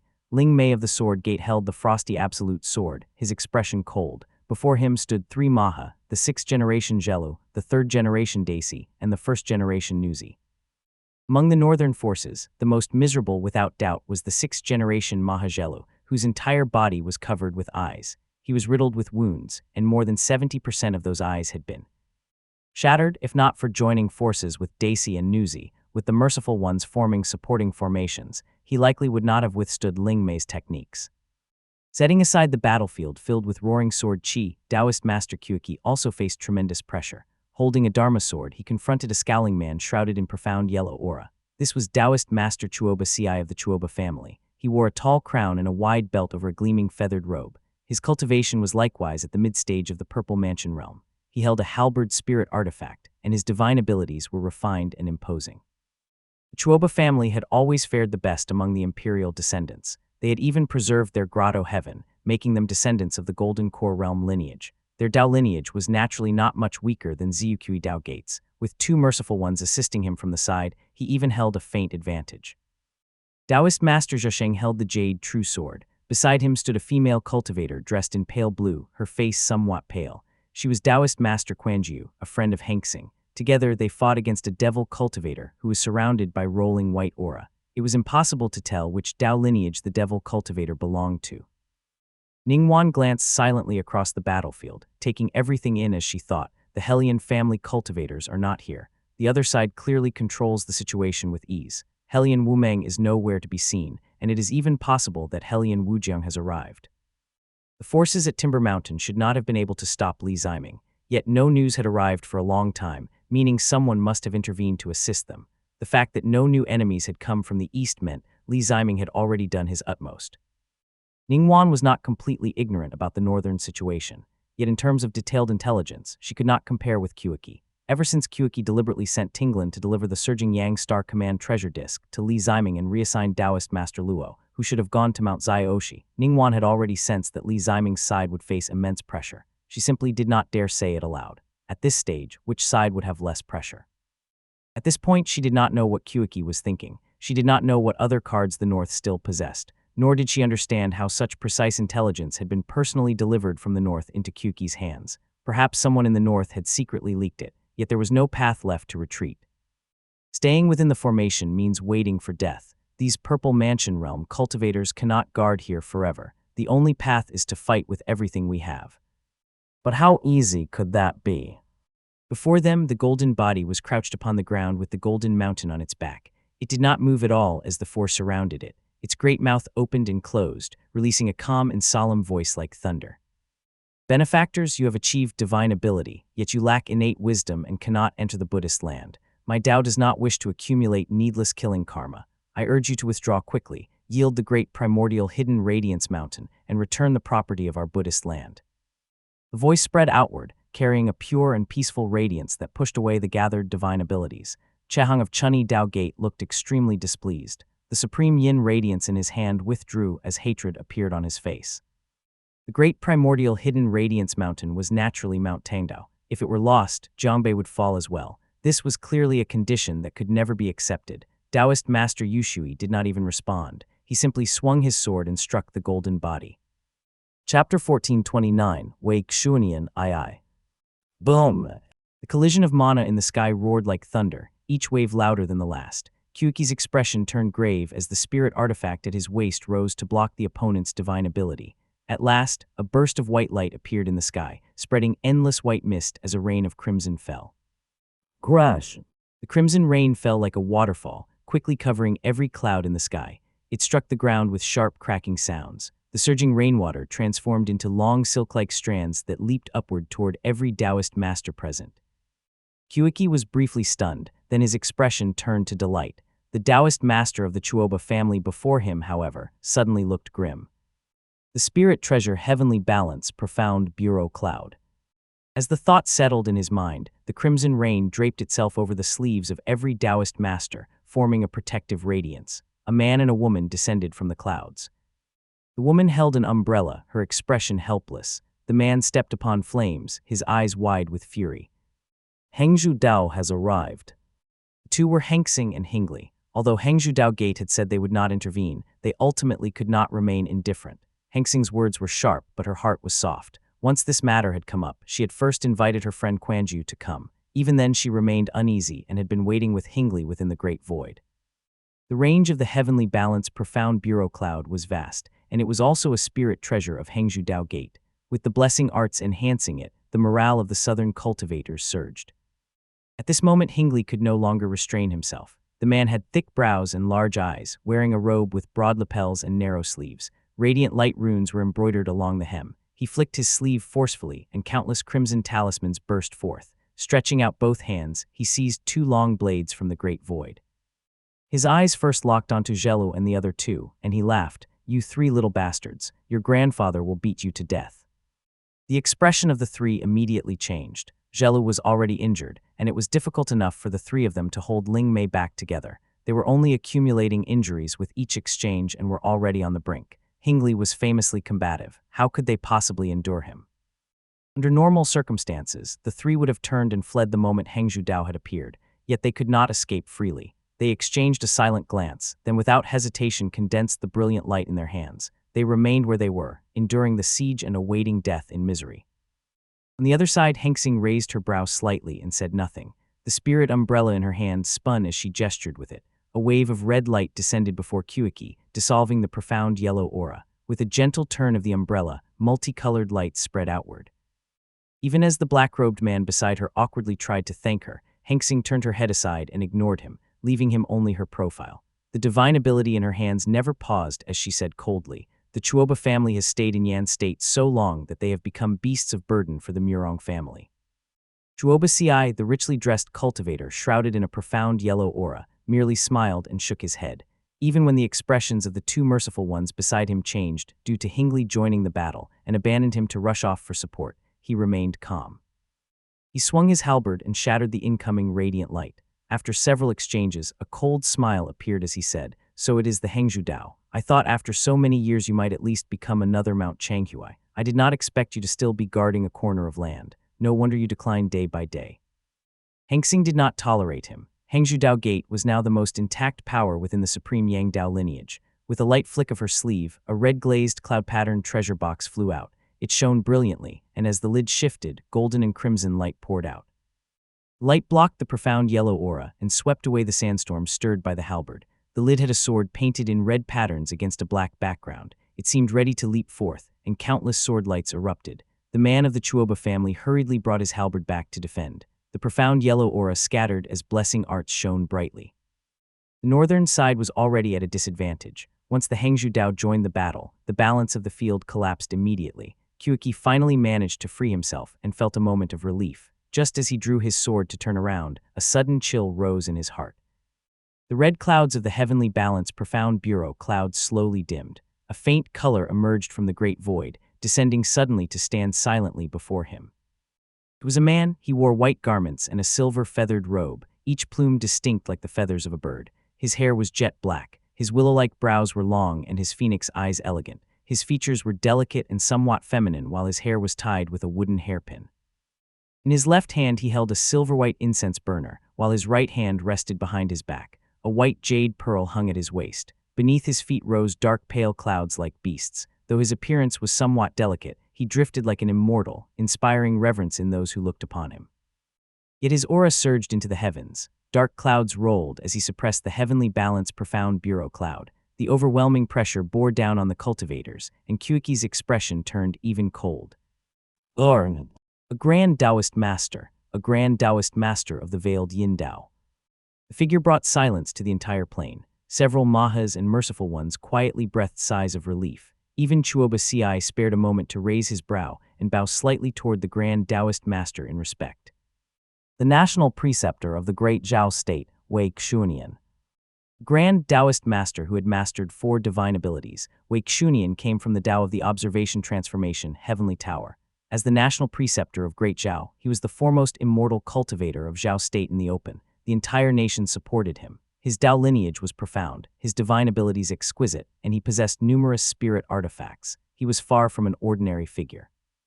The moment Wei Xunian appeared, the cultivators who had been encouraged by Heng Dao suddenly felt uneasy. Only Hingli, holding a spirit artifact and wrapped in flames, ignored him completely. He simply drew his blade and slashed at the already miserable Gelo. What should have been good news instead left the Maha unable to laugh or even mock him. They fled as if they had seen a ghost. Kyueki stared coldly at the grand Taoist master. The delicate-looking man smiled as he said, "You have mistaken it. The one above the temple is not me. I asked the pure victory Tao long ago. It is merely a clone we formed together." His tone was friendly, as if discussing some Tao method, yet only Kyueki and he understood the meaning behind the words. The grand Taoist master looked down at him for a moment. Veildian radiance flickered from the mouth of the incense burner in his hand. Buzz!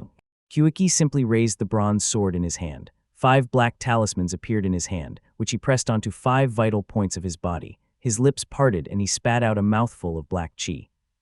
The black chi transformed in midair and took shape as a one-legged giant ghost. Its face was ferocious, its body draped in white bones as its eyes glowed faintly. Kyueki did not call for help from Hingli and the others. Instead, he raised his sword and moved forward, his gaze sharp.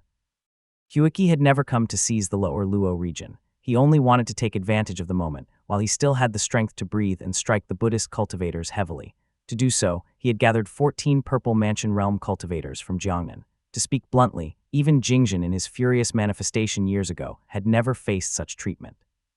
Even if he had to stake his life, as long as he could hold Wei Xunian back, Hingli, Ling Mei, and the others would surely crush the northern cultivators and Buddhist forces. As the current leader of the great Ziyuqi Temple and a cultivator of 3 divine abilities who practiced the merging Ao Dao, he knew his limits. In attack and destruction, in slaying enemies and severing true spirits, he was far inferior to Ling Mei. In artifact forging, blessing arts, and purging evil, he could not compare with Hingli. Even in guarding a domain and seeking truth and immortality, Tinglin possessed subtle methods beyond him. Yet when it came to spell transformations and entangling enemies, only he, Kyueki, dared stand before the Zhao national preceptor Wei Xunian. Boom! A dull thunder rolled through the clouds. The black-robed man's garments fluttered as the bronze sword in his hand shone with dazzling brilliance. The one-legged, single-eyed ghost transformed into layers upon layers of black chi that spiraled around his body. Wei Xunian looked at him with gentle serenity. His pupils held no extra emotion. He merely nodded slightly and turned the silver-white incense burner in his hand to face the northeast. Instantly, countless pale dark waterfalls descended, stirring a terrifying storm that pressed down upon Kyueki. The man's silver-feathered robe fluttered lightly within the storm. The white jade pearl at his waist began to sway. Standing above the battlefield, he spoke quietly. "Fellow Taoist, you have underestimated my Tao of the Observation Transformation Heavenly Tower." Chapter 1430, After Your Turn, I. Dark clouds churned as the battle dragged on. Divine abilities clashed and shook the heavens, leaving the world mottled and fractured. Heavenly Balance Profound Bureau Cloud was originally a spirit treasure capable of covering an entire region and turning the heavens crimson. Yet it was blocked by the Grand Taoist Master's divine ability and could not spread fully. Instead, Veildian surged upward in rolling waves, carrying pale shadowed currents that broke through in several places. At the same time, the radiance of Buddhist lands shone through, leaving patches of gold here and red there. Black clouds and white vapors intertwined, painting the entire sky in shifting colors. Violent winds and raging clouds followed the appearance of Veildian Qi, stirring the world. The currents were pale yet dim, yet streaks of green Qi emerged from their depths that transformed into layers upon layers of clouds. They gathered beneath the Grand Taoist Master's feet and echoed the incense burner in his hand, pouring forth without end. In the sky, a white pearl hovered before Wei Xunian's brow. Faint cracks seemed to run across its surface as it burst with dazzling white light, sharp as blades and swords, stabbing down toward the Taoist master below who was surrounded by surging black chi. Kyueki stood within the clouds, forming seals with his hands. His black hair whipped wildly in the wind. Dark blood trickled from his lips, spilling down onto his robes, where it transformed into drifting feathers that were instantly torn apart by the gale. He had been fighting the man before him for quite some time. Their divine abilities had clashed and shifted dozens of times, and he had brushed against death more than once. Only by trading injury for opportunity had he managed to maintain their stalemate. Pitch black clones emerged from his body one after another, each taking a different position. Some held bronze swords, while others grasped black cords. The barrage of white light blasted them apart into black chi, yet more and more shadows continued to appear. Kyueki's lips were pale. His figure flickered between the many shadows without a second's pause, showing no sign of easing up. All his attention remained fixed on the opponent's sleeve. The Grand Taoist Master effortlessly operated his divine ability, yet his sleeve contained the dangerous aura of a coiled serpent. From time to time, it would lock onto Kyueki's true body among the clones. If not for Kyueki's exquisite art techniques, which allowed him to move seamlessly between his projections and disrupt that lock, the attack would have already struck like a snake leaving its den. The situation before him was far from favorable. The white pearl suspended in the air released an increasing number of beams, and the incantation forming in the opponent's hands was steadily nearing completion. Although I am also gathering Oblivion's subduing light, what he holds is likely even stronger. Wei Xunian slightly lowered the two fingers held before his lips as his somewhat gentle eyes stared straight ahead. He finally withdrew his divine ability and plucked out a single point of light. Dong! At the same time, the bright white pearl in the sky began to spin, releasing a blinding radiance. Hundreds upon thousands of snow-white beams, dense as a torrential rain, poured out, sweeping away every black clone in the sky in an instant. Kyuiki's true body was forced out, now exposed within the drifting rain of light. His condition was clearly poor. His black hair hung like fine feathers, each strand distinct. The dark clouds around him resembled a flock of owls in flight. From his sleeves came the cries of large black birds, mournful and piercing, rushing outward in a frenzy. Each creature bore a wide beak and black feathers, sinister and uneven, as if they had long taken his robes as their nesting place, letting out chilling, eerie wails. That single point of white light drifted gently within the snow-white storm. Its glow was dim, tinged with green and silver. Light as a feather, it arrived one after another, falling right before him. There was no way out. Kyuiki finally stopped the art in his hands. He drew a bronze sword with one hand, while the other pressed two fingers against the blade. His pupils widened, and he ground his teeth, oblivion subduing light. A speck of black finally appeared within the dense white radiance, like duckweed drifting in the rain, unsteady and wavering. Yet the opponent's cultivation far surpassed his, and the speed of casting was much faster. Faced with such mastery, how could he possibly withstand it? Clang! The bronze sword quickly lost its glow under the white light, revealing its original form. That single point of white light pressed down upon the blade, forcing Kyuiki and the sword to sink together. The great Kyui Convergence bronze sword bent slightly, forming a shallow arc. The two fingers pressed against it melted at once, turning into rolling black chi that dissipated into the air. Kyuiki's expression did not change as his body divine ability surged into motion. The 5 talismans attached to his body exploded at once, releasing black smoke. He stepped back and dissolved into black chi, retreating. As he retreated, another Kyuiki remained in place. It gathered all its mana to block the descending white light. Boom! Dense black chi shot into the sky. Kyuiki spat out blood and cracks spread across his Dharma body. He turned sharply. The pink radiance over the plains surged upward as if to swallow the heavens. Even Chuoba Ci coughed blood and lost an arm, his body wrapped in rising yellow chi. Yet the moment he freed himself, Wei Xunian was nowhere to be seen in the sky. The man in white had gone. He since left his position. Only the bright white pearl remained, radiating sharp beams across the clouds. Wei Xunian, the national preceptor of Zhao State, was not renowned solely for his 4 veiled yin divine abilities. He was also a master of calculation arts, which had allowed him to appear on the battlefield without warning. As Kyuiki shattered 5 talismans and broke free, the fate divine ability owl chasing the fox that had long enveloped him finally dispersed. At that precise instant, the white-robed Grand Taoist Master activated his divine ability and appeared beside him, his sleeve flaring open. Boom! Yet the great void trembled first. Wei Xunian's sleeve shifted slightly, as if a long hook were fastened to his wrist. A streak of white light flashed and vanished as Wei Xunian's sleeve was yanked up. The sky in the direction his sleeve pointed turned into a vast, indistinct pale darkness. Spiritual energy collapsed into emptiness, and a wind of destruction spread through the air. Kyuiki barely escaped disaster, yet the light of veiled yin brushed his arm, catching it in the aftermath. Flesh dissolved, leaving only stark white bone. Countless finger-sized white jade shrews clung to it, gnawing madly. Oh! Wei Xunian raised his head slightly, and a trace of doubt appeared on his face. 2 narrow ridges pressed in from around him. Clouds dispersed, and streams flowed beneath his feet, as if he stood upon a small drifting boat. The terrain narrowed into steep, overlapping cliffs, dim and lightless. His brows lifted in surprise as he exclaimed, holding the ridge. Sure enough, an old man stood within the distant clouds. He held a white jade fishing rod and lifted it lightly. One end was locked onto Wei Xunian's sleeve from afar as it restrained his divine ability. It was Zio shooting. So you've stepped in as well. Wei Xunian did not seem unfamiliar with him. He even raised a brow, showing a hint of delight. A divine ability carried his voice to Zio, shooting through the clouds in an instant. He said with interest, "You've restored pit water. Fellow Taoist Zio, you should be clear which side you belong to." The old man seemed somewhat helpless as he shook his head gently. Wei Xunian did not believe him in the slightest. His eyes studied him closely, as if weighing something.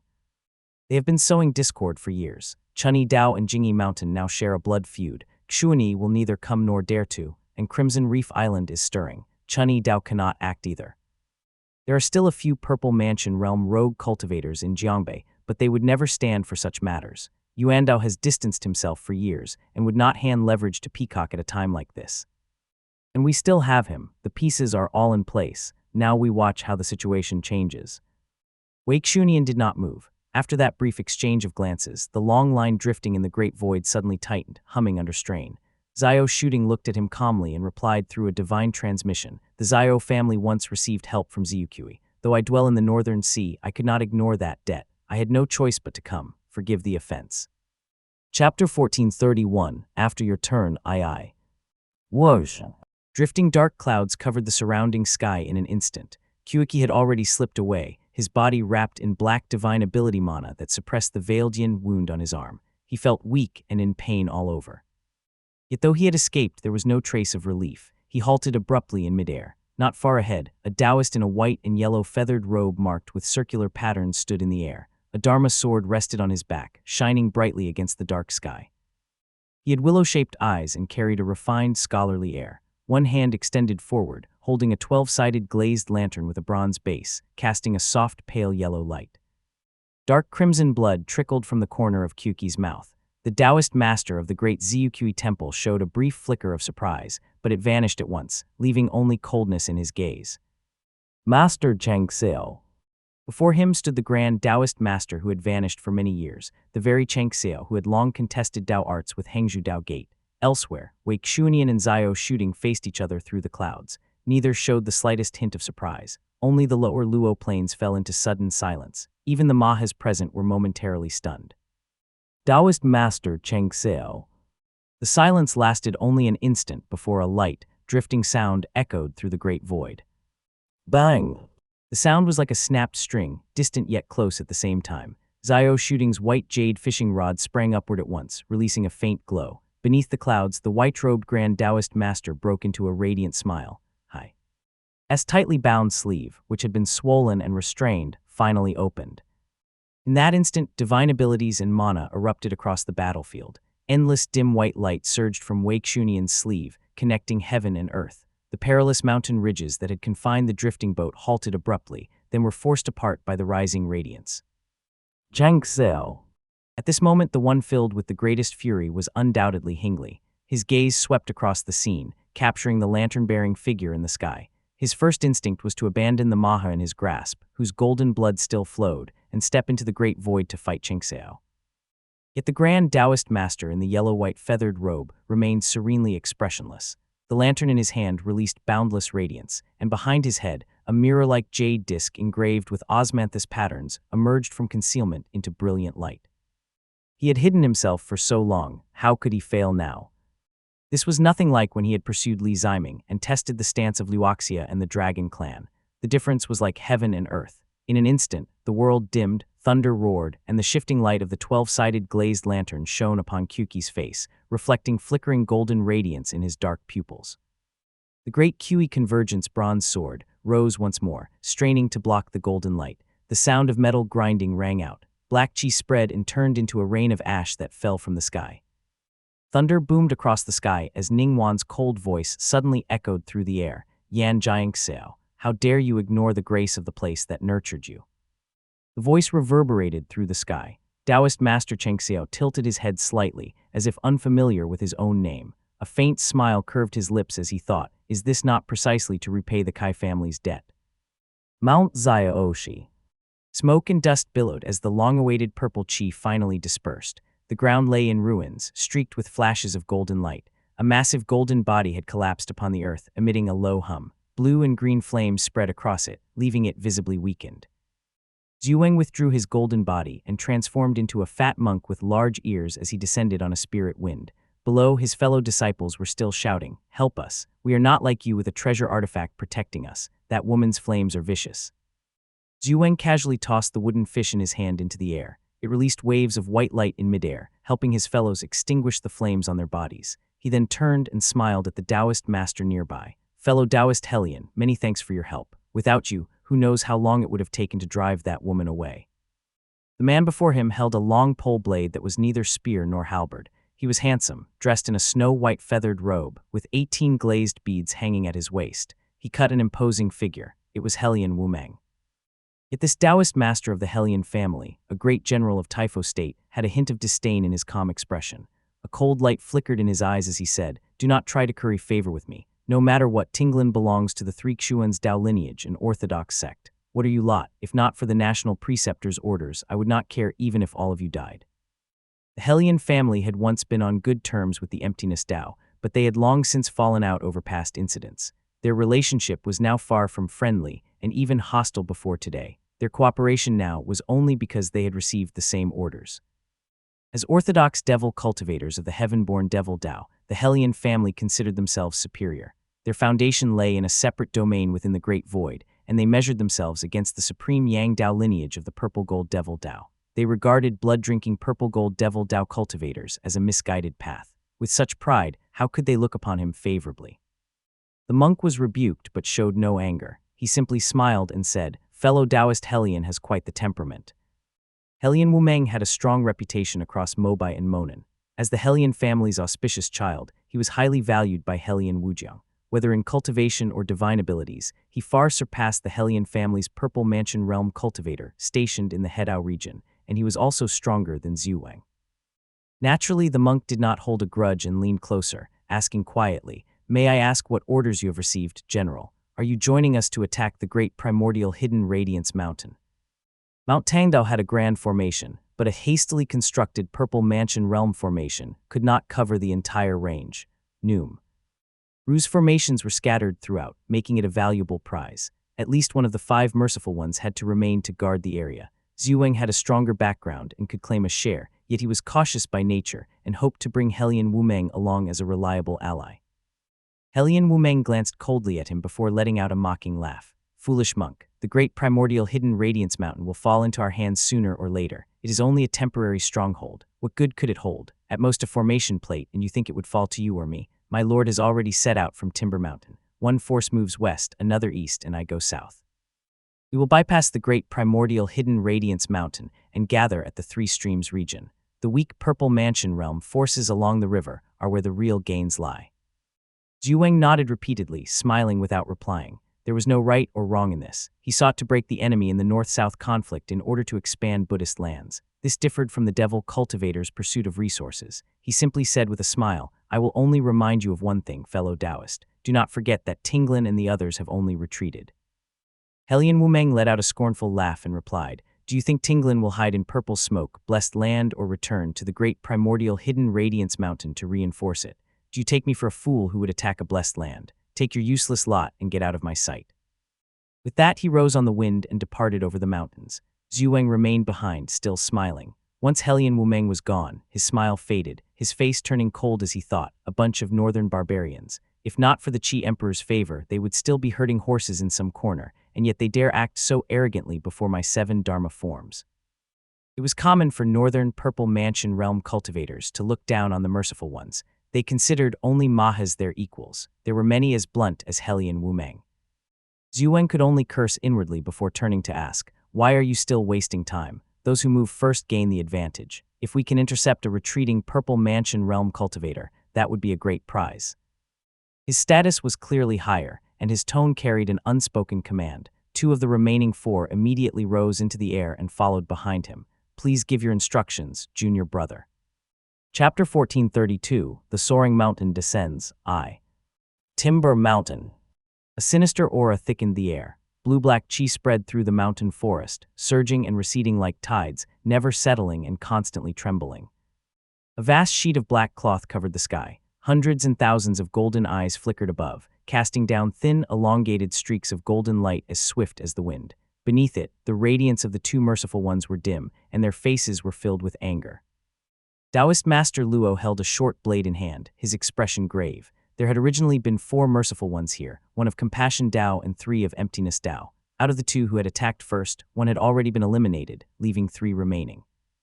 One of the Emptiness Dao merciful ones posed little threat, only adding some trouble. Another served under the enlightened wisdom seat and possessed considerable means. The most dangerous was the Compassion Dao merciful one, who could command arhats. When the 3 joined forces, it was enough to suppress Taoist Master Luo. Fortunately, the opponent was unfamiliar with the Gathering Wood Dao. He had already struck down the weakest one, who had fled to who knew where. With only 2 left, the threat had lessened. Yet he too was showing signs of fatigue.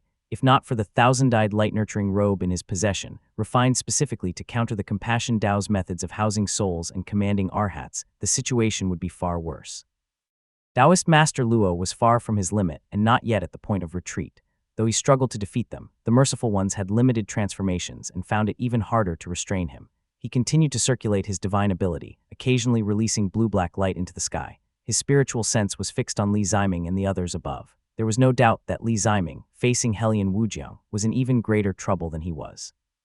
Li Ziming revealed his true body and stood within the baleful qi. Golden red flames coiled around him like living dragons. The condensed baleful qi surged toward him, only to be driven back by the flames again and again.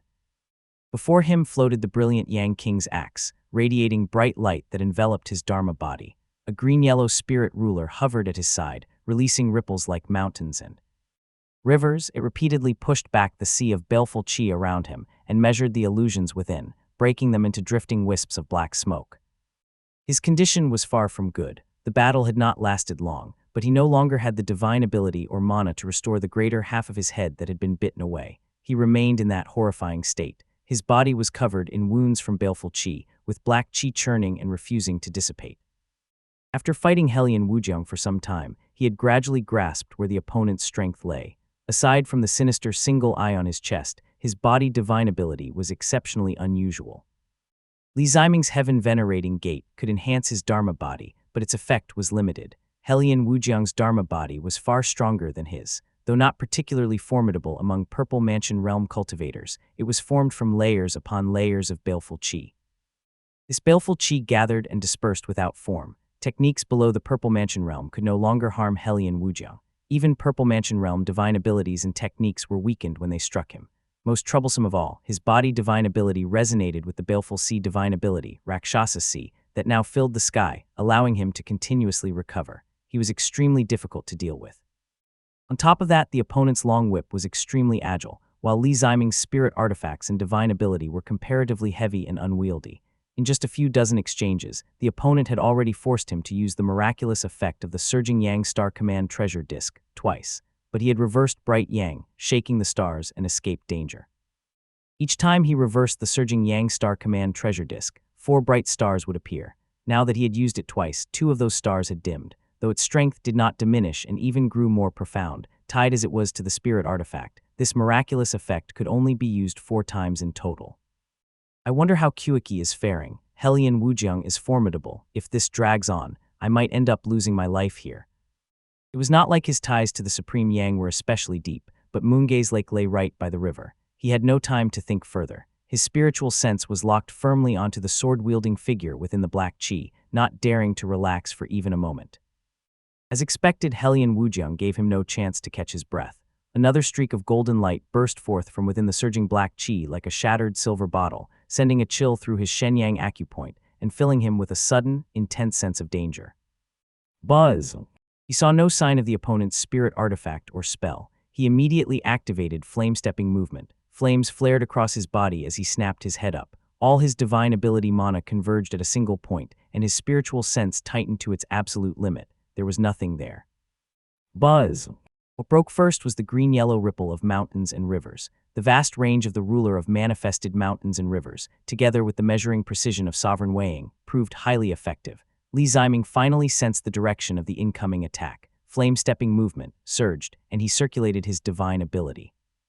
The brilliant Yang King's axe was inherently heavy. At such a critical moment, it could not move in time to block in front of him.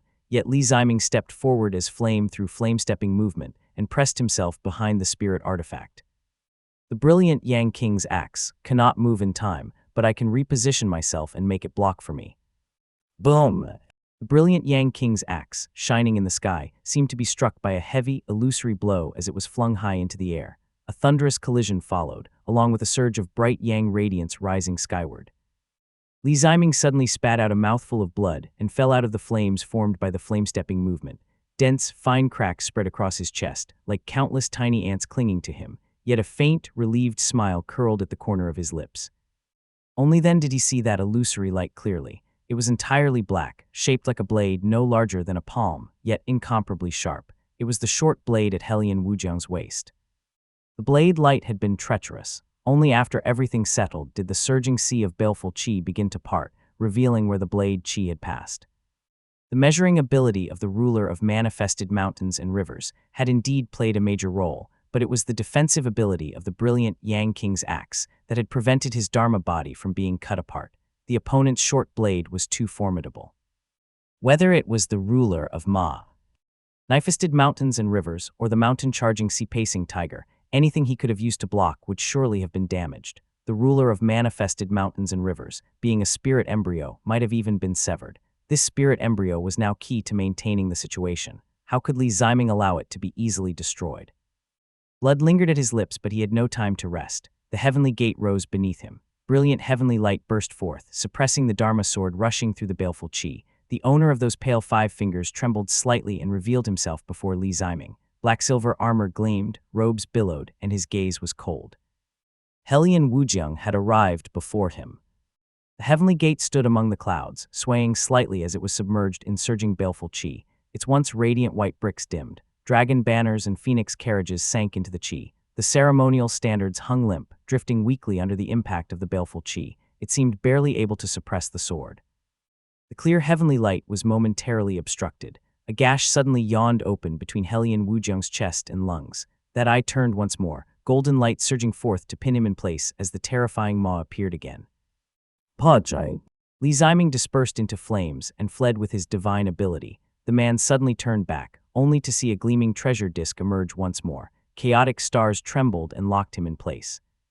The man in a white golden Taoist robe appeared not far away, breathing lightly as he immediately swallowed a pill. That had been an excellent chance, yet Li Ziming had no opportunity to release the bright yang-killing light. Half his head had yet to reform, and one arm had been lost to that immobilizing bite. His lips still moved in incantation as he steadied himself within the surging baleful qi by means of his divine ability. He looked utterly wretched. Chapter 1433, The Soaring Mountain Descends, II.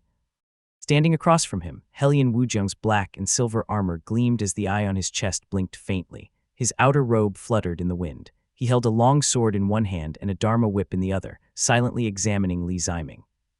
The wound in his abdomen healed within the rolling baleful qi and seemed no longer serious. Only streaks of bright yang color flowed within, constantly suppressed by the baleful qi. Clearly, it was not just the chaotic stars that restrained him. Hellion Wujiang himself was also easing the pressure within his body. A pale slash mark had appeared on Hellion Wujiang's shoulder, but it was recovering within the surging baleful qi. The long sword in his hand shimmered as if preparing another technique. That devil technique is truly formidable. Li Ziming did not seem discouraged. He only let out a restrained breath.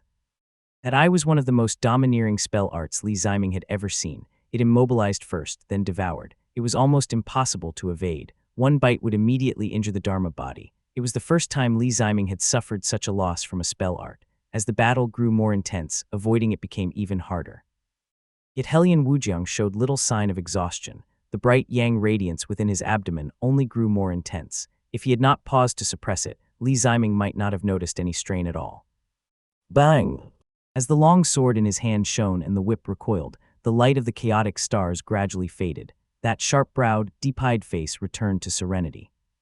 Li Ziming's hand pressed onto the surging Yang Star Command treasure disk, still holding it in reverse. He is preparing to retreat. Hellion Wujiang's expression darkened slightly. The surging Yang Star Command treasure disk was an excellent treasure. That last retreat had already brought him to the edge of the baleful sea. If he used it again, Li Ziming would have little difficulty escaping. Everything just now would have been for nothing. What a pity! At that moment, a streak of blue-black light shot into the sky, carrying a sinister glow as it brushed against Hellion Wujiang's silver boots. The man frowned slightly. It was Taoist Master Luo arriving with timely support. Unlike the seriousness and coldness he had displayed toward Li Ziming, Hellion Wujiang now seemed faintly angered, as if insulted. His brows tightened. The Dharma sword that had been about to return to its sheath was suddenly drawn, flashing with layers of light. A rat of crooked paths, you dare. But it was not the only thing that came at him. A long strip of black cloth covered in countless eyes also swept through the air. It was Taoist Master Luo's most renowned treasure, the thousand-eyed light-nurturing robe, nurtured over a lifetime. Though disdainful, Hellion Wujiang did not take it lightly. He exhaled baleful qi onto his sword. It flared brightly and blocked the incoming surge of golden radiance. Yet the moment his focus split, the the heaven-venerating gate, rose from within the surging baleful sea, dispersing a swath of baleful chi. A streak of heavenly radiance, hidden light, shot across the sky. Not retreating, but charging in instead, Hellion Wujiang immediately turned his head and raised one hand. Surging baleful chi gathered and formed into a baleful radiance that blocked the white light. He let the scorching hidden light burn against it as the two forces clashed violently. In your current state, how much threat can you still pose? Li Ziming slowly raised his head. His Dharma body had been damaged, so the heavenly light could no longer emerge from the center of his brows and could only be released from his palm. Though half his head was gone, he turned slightly to the side. His hand still grasped the treasure disk, as if preparing to escape. Yet as his mana flowed into it, he silently muttered within his heart, still not showing yourself. You've been hiding for so long. Do you really have the patience to keep waiting? Do you still want to earn this favor from me? I'm about to leave. Splash! At that moment, rain fell once more between heaven and earth, tinged faintly with purple. Hellion Wujiang's pupils suddenly widened. He jerked his head up and finally noticed something. A pair of treasures had appeared among the clouds. One was a round, flat, palm-sized jade disc inscribed with square thunder patterns that resembled a talisman. The other bore white markings on a black base, similar to the ruler of manifested mountains and rivers, though slightly smaller, gleaming with light. The flat, bright white jade disc had long been accumulating power. It released surging silver-white lightning filled with a dangerous aura. The blackened white talisman-like strip pulsed as if it was breathing, spewing blazing crimson flames that arrived in an instant. Hellion Wujiang broke out in a cold sweat. The eye on his chest blinked once, then flipped over, revealing its pitch-black backside. With lightning and fire bearing down, his first instinct was to protect that eye. Boom! Silver-white lightning and crimson flames engulfed him in an instant, crackling down his gleaming black-silver armor. Waves of black smoke erupted. The spreading baleful chi surged skyward as the Rakshasa sea churned violently. Even his long sword was caught in the blast, and the surging baleful chi and lightning were forced to halt. The power of that lightning and fire was clearly immense, and it had been gathering strength for a long time. The man in the air trembled violently, letting out a heartrending howl that caused everyone present to falter for a moment. But this was far from the end. Taoist Master Luo strained himself and immediately turned to block the pursuing Merciful One. Meanwhile, the rain clouds above Hellion Wujiang dispersed, revealing a towering white mountain that seemed to pierce through the world. The great void trembled at once, as if suppressed by some force. A pale white radiance spread across Hellion Wujiang's armor, as though seeking to bind him in place.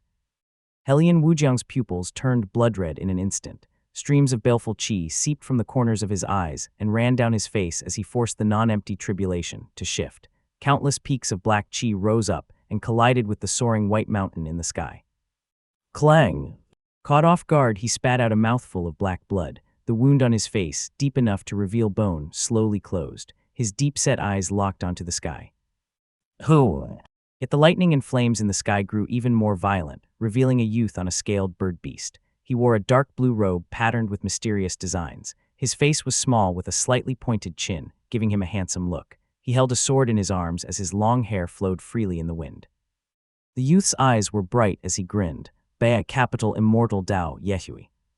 Dense clusters of purple fish rained down from the sky with his words. Each was the size of a calf, their scales varying in shade. They bore white skeletal human heads. They covered the sky and turned into streams of purple water as they descended. South Chu Waters. Eastern Feather Mountain was a skyborn mountain, a spirit of the land and rivers bearing wings that hold it aloft. On the other hand, South Chu Waters is a nether-flowing current, a gathering of river demons and fiends, wearing human heads and lurking beneath waters that do not flow backward. Now, as it descended, it struck down a portion of the baleful chi, breaking it into specks of cold fiend energy that fell to the ground. What kind of figure was Yehui? He had obtained the orthodox Daoxun Dao lineage and shared the same origin as Cheng Xiao. Hellion Wujiang had been caught off guard, and his divine abilities were now greatly weakened. His situation was quickly turning perilous, yet the lightning and flames did not cease as they continued to crash down across the sky. The moment he appeared, Taoist Master Luo dropped all pretense and looked like a man reveling in sudden fortune. Though his earlier rash move had caused the two monks to beat out streams of dark chi from him, his face was filled with exhilarated laughter. He nodded toward Yehui from afar. Clearly, Taoist Master Luo had not acted on impulse. His relationship with Yehui was far from ordinary. Having received prior notice, he had risked his own safety to hold back Hellion Wujiang. Yehui think this through, the situation shifted in an instant. From the side, the pot-bellied monk erupted in fury, grinding his teeth as he shouted, "You come from a clean background. You could have stayed out of this, yet you choose to stand with the supreme Yang Dao lineage. Do not blame us for showing no mercy." The youth in the sky appeared gentle. He smiled at the words, yet his eyes were filled with a rising cold fury. "You bald donkey, you brought your people to my doorstep. 3 or 4 merciful ones joined forces to abduct my disciples, storm my mountain gate, and demand that my juniors surrender. And now you ask whether I should stay out of it. I should rip your damned head off." Chapter 1434, Broken Jade, Eyes. Crimson thunderfire crashed down from the sky. Hellion Wuzhang knew that once Yehui appeared, there would be no room for compromise. So, unlike the monk, he did not bother to speak. Black chi flowed through his eyes as he raised his divine ability to resist the purple waters descending from above. Yehui's Dao lineage came from Daoxuan. Moreover, Hellion Wuzhang had already fought for a long time and had lost the initiative. For a moment, danger closed in from all sides. The pitch-black Rakshasa sea that once covered the sky was collapsing into rolling frost as it was suppressed by the purple waters. The bright sky gradually came back into view. Li Ziming steadied himself in midair with his divine ability. The reprieve allowed the medicinal pills he had taken to take effect. His mana, once sluggish and constrained by baleful chi at every turn, started to flow again, circulating through his Dharma body. The battle had already run its course for quite some time. It was only when Hellion Wuzhang appeared, and that spirit blade closed in that Taoist Master Luo's voice reached his ears, telling him that reinforcements had arrived. Still, Li Ziming had not quite believed him. He relied on his probing technique to verify it, and only then learned that the reinforcement was Yehui. If Yehui truly showed himself, Li Ziming could not tell whether he had come to help or to kill him. To Hellion Wuzhang, Yehui was merely a nuisance. However, to Li Ziming in his current state, Yehui was deadly. Yehui was not Hellion Wuzhang. The divine abilities of the Capital Guard could affect the Great Void itself. Escaping from him was an entirely different level of difficulty. By all logic, he should have fled long ago. The only thing he could trust was that this Taoist master had been waiting silently in the Great Void near Hellion Wuzhang, rather than lurking beside him. Now the two were locked in combat. Li Ziming unleashed his divine ability and spell arts to support him, while adjusting his breathing with pills. He quickly regained his footing among the clouds, his emotions unexpectedly complicated. He thought, so there really comes a day when I fight alongside Yehui. Hellion Wuzhang was immediately put in a difficult position. Yehui's South Chu Waters and Eastern Feather Mountain had sealed the field. A single technique from Capital Guard drove out ghosts and awakened spirits. It was proving especially effective against baleful chi. In particular, the South Chu Waters completely suppressed Rakshasa Sea. Not a trace of baleful chi remained in the sky. Only a biting wind howled, as if snow were about to fall. With Rakshasa Sea broken, the mystic power of Hellion Wuzhang's Dharma body dropped sharply, yet the thunder in the sky did not cease. Li Ziming's heavenly radiance, hidden light, and bright light heavenly surge alternated in tandem to restrain his actions. A streak of heavenly light came from one side and a surge of radiance from the other, while ruler of manifested mountains and rivers, shattered illusions. The pressure was relentless. After several exchanges, Hellion Wuzhang was strongly considering retreat. He rode his black chi, weaving through the thunder for a long while as he dissolved Yehui's spell arts. At last, his 2 fingers reached the short blade at his waist. Buzz! Yehui let out a faint laugh. He had watched from the side for a long time and already understood Hellion Wuzhang's techniques well. How could he forget this move? With a light flick of his finger, thunder and fire gathered in the sky, a hazy yellow radiance. Ants emerged from within them. Pure profound radiance of the 3 primordials. This pure profound radiance of the 3 primordials had been brewing for who knew how long, hidden within the clouds. This profound light belonged to the Daoxuan Dao lineage. Nothing within range of its radiance could escape it. When used against spirit artifacts, it could even separate divine abilities and reveal the true form with remarkable effect. It slipped from Yehui's fingertips, seeming both near and far as it circled in the air. The short blade's target shifted like a reflection in a mirror, falling away from Yehui himself and onto that profound light. The pure profound radiance of the 3 primordials moved like a shadow beneath the moon. It split into 3 hazy lights from a single point at its tail. A soft sound followed, bang. One of the 3 hazy lights vanished as the purple waters were split apart by surging blade chi. Hellion Wuzhang's expression turned extremely grim. The pitch-black short blade reappeared before him, even as his divine ability was still surging upon the spirit artifact. It had not suffered the slightest loss, yet it had clearly returned without achieving anything. Yehui did not wait. He stepped upon thunder and closed in. Hellion Wuzhang reacted at once. Billowing black smoke surged beneath his feet. His escape spell was already in motion as he attempted to break away. The young man before him simply raised his palm with a faint smile. Western Sky Plateau. The great void shifted abruptly as snow began to fall. Jagged and steep terrain seemed to take shape. An endless gale carrying snowfall emerged from nothing beside him. The wind swept close, pale cyan in color, locking him in place. Yehui's long hair lifted in the gale. The two strands of pure, profound radiance of the three primordials surged in from afar and fell behind his head. Thunder and fire lit up within his pupils as his voice rang like thunder. Hey! The shout seemed ordinary, yet empowered by the pure, profound radiance of the three primordials. Hellion Wujiang's body shuddered. Confusion filled his eyes as his divine ability shattered. Before him, Yehui had already turned his palm into a blade and brought it down in a sudden strike. Hellion Wujiang's body was split open in an instant, sending baleful qi twisting wildly. Yet he was no ordinary opponent. His mouth suddenly expanded to the size of a man. Blood dripped as he swallowed the incoming divine ability and spat out a white talisman. The white talisman unfurled to over 3 meters in length. It dissolved the incoming light and quickly wrapped around him. Hellion Wujiang had coughed up blood. His baleful qi had been scattered by his opponent's arts, and his divine ability could no longer gather. Even so, he forced up a gale that carried him several meters away. Having retreated a step, Hellion Wujiang did not hesitate. Non-empty tribulation, activated in an instant. His body dissolved into surging baleful qi and scattered in all directions.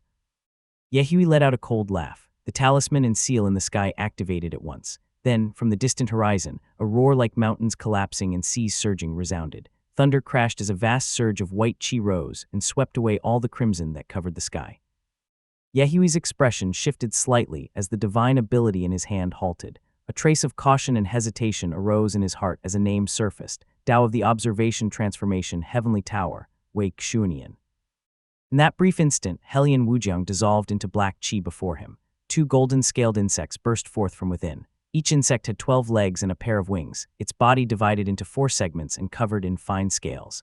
Wrapped in multicolored light and raging wind, they rose like dragons breaking free of their chains, blazing with golden radiance as they shot forward like meteors. Good, Li Ziming was overjoyed. He stepped forward at once, letting the wind-riding insect land on half his face. The creature rolled happily and coiled within his nasal cavity. White bone appeared as flesh writhed, and his golden eyes reappeared once more. The other insect flailed and died, spitting blood. Its corpse fused with his severed limb, turning into bone while its flesh became new tissue. The arm that had been torn off reformed. These 2 insects were none other than his severed remains. Those severed remains had been trapped within Hellion Wujiang's divine ability and never refined. Now that he had been forced to dissolve into baleful qi and flee, cutting off his tail to survive, those remnants naturally returned to their master.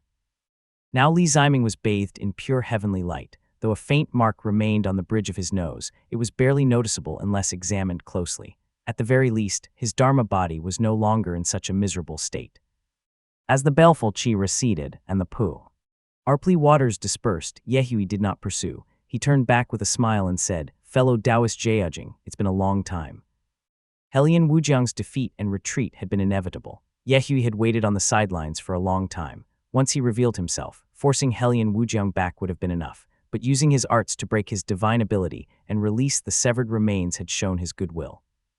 Though Li Ziming still felt uneasy, he raised his gaze and said, "Many thanks, fellow Taoist." Before he could finish speaking, a soft sound rang in his ear. Bang! The jade talisman at his waist lit up silently. Cracks spread across it as black light flickered. In the blink of an eye, it shattered into fine powder and drifted down along his robes. This is bad, Li Ziming's heart sank at once, a chill rising within him. This talisman had been given to him by Kueki of the great Ziyuqi temple. He was not the only one who had a portion. Taoist Master Luo had one as well. They could sense each other through it, and it served as a signal during battle. Now that it had shattered, it meant they were to drop everything at once and return to Mount Tangdao for defense. Something must have happened on Kueki's side as well. Li Ziming had known this matter would not be easy to handle ever since Hellion Wujiang appeared. Trouble was inevitable. The only reassurance he had was that Kueki had sent him the surging Yang Star Command treasure disk, which at least suggested that Kueki had anticipated Hellion Wujiang's arrival. Now the shattered talisman confirmed it. He lifted his gaze and looked toward the north. The sky was dim, flickering between light and shadow. The red glow on the horizon was rapidly fading, and no other phenomena could be seen. It must be suppressed by some treasure. No surge of light piercing the sky, that can't be a good sign. With Hellion Wuzhong gone, the two monks also had no choice but to retreat into the Great Void. Taoist Master Luo did not delay in the slightest, nor did he try to take advantage of their divine abilities to strike. Clearly, the shattered talisman had startled him as well. He turned back at once. Seeing Yehui standing with hands behind his back, Taoist Master Luo said anxiously, Go, leave at once."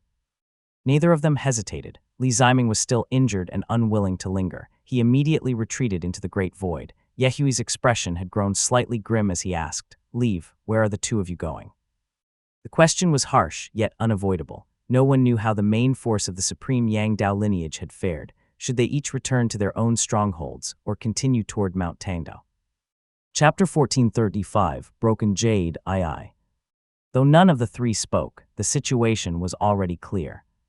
If the supreme Yang Dao lineage had won and withdrawn from Lower Luo Plains, they would have immediately moved to relieve the situation. At least one or two Taoist masters should have arrived by now, either to hold back the merciful ones or, at minimum, to provide cover for their retreat. Yet not a single figure appeared. The only clue was the shattered jade talisman, a highest-level warning, calling everyone to Mount Tangdao for support. All signs pointed to one outcome. The supreme Yang Dao lineage had not merely fought to a draw. They might have suffered a minor defeat or even a crushing one. Huiqi's plan may have been unexpected, but the enemy must have handled it. If Hellion Wuzhong can appear here, would Lower Luo Plains be short of people? Would Mount Zioshi be any different? If Yehui were not here, Timber Mountain would not have fared well either. They would have returned in defeat. Yehui did not carry a jade pendant, which meant he had not coordinated in advance with the supreme Yang Dao lineage. Otherwise, he would have gone to Lower Luo Plains, since Timber Mountain was not the decisive battlefield. He must have rushed back from the Outer Sea to protect his gate.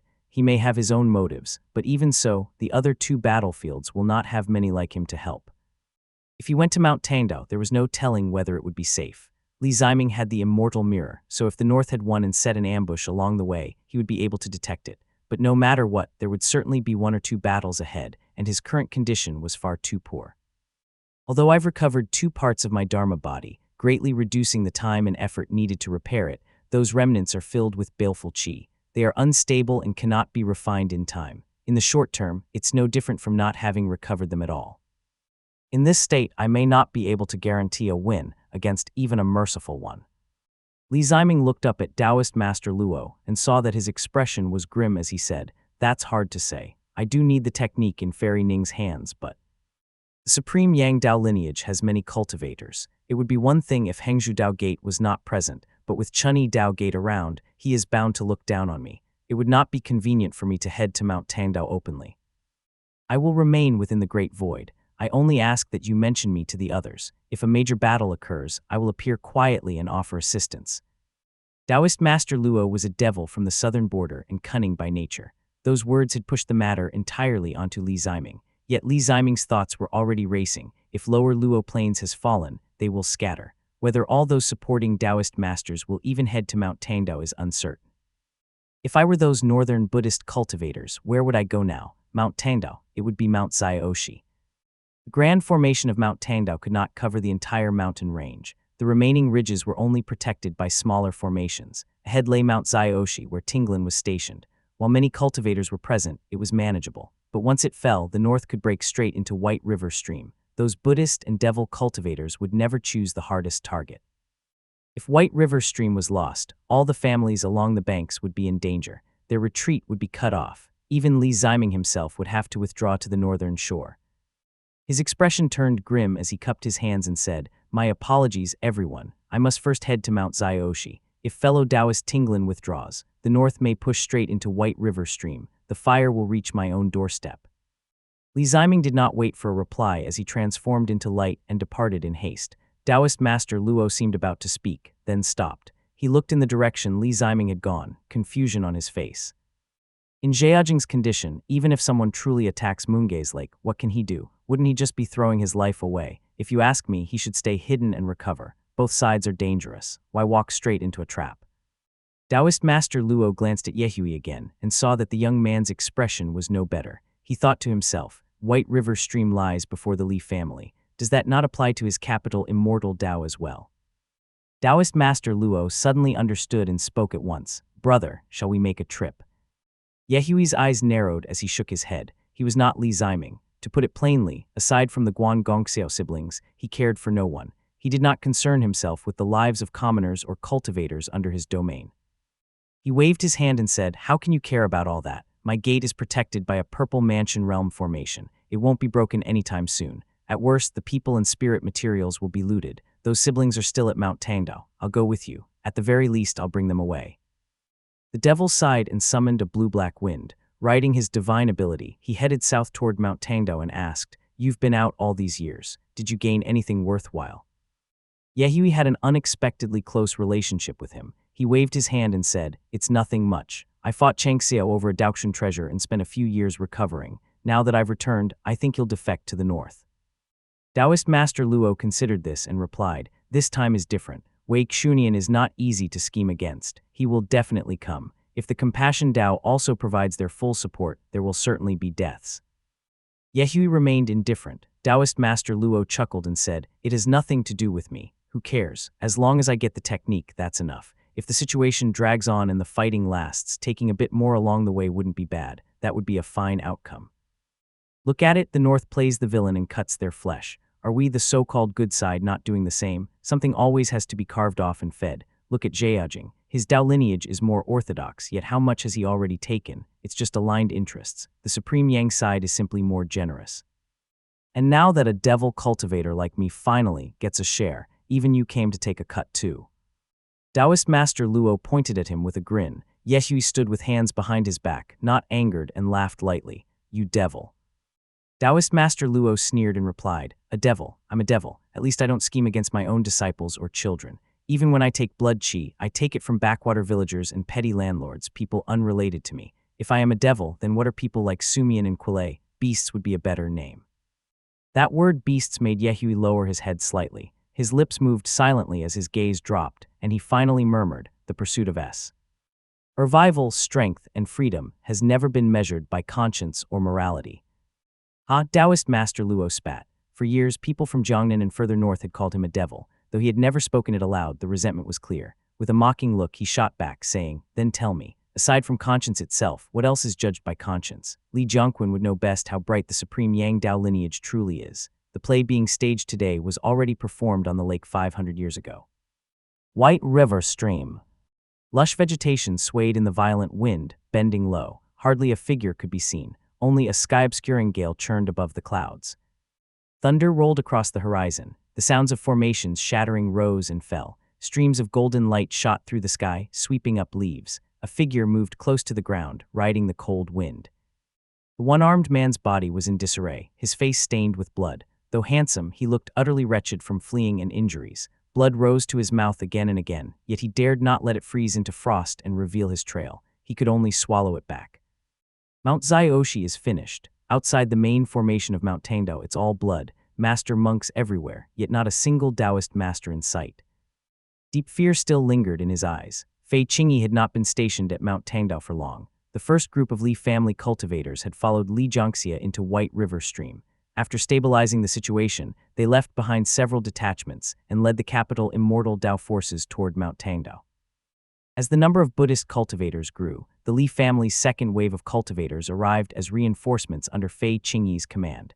The official surnamed one, who was assigning troops, heard his name and placed him on the relatively quiet southern side. He had not expected Mount Zhaoshi to fall, with 3 merciful ones attacking. No Taoist master emerged from the main formation. Even the troops were in crisis. Fortunately, the formation Fei Qingyi guarded was remote enough that he could still receive news. He had never intended to exert himself for the Supreme Yang Dao lineage. As he watched the formations collapse one after another, he abandoned the formation and fled, leaving the other cultivators behind.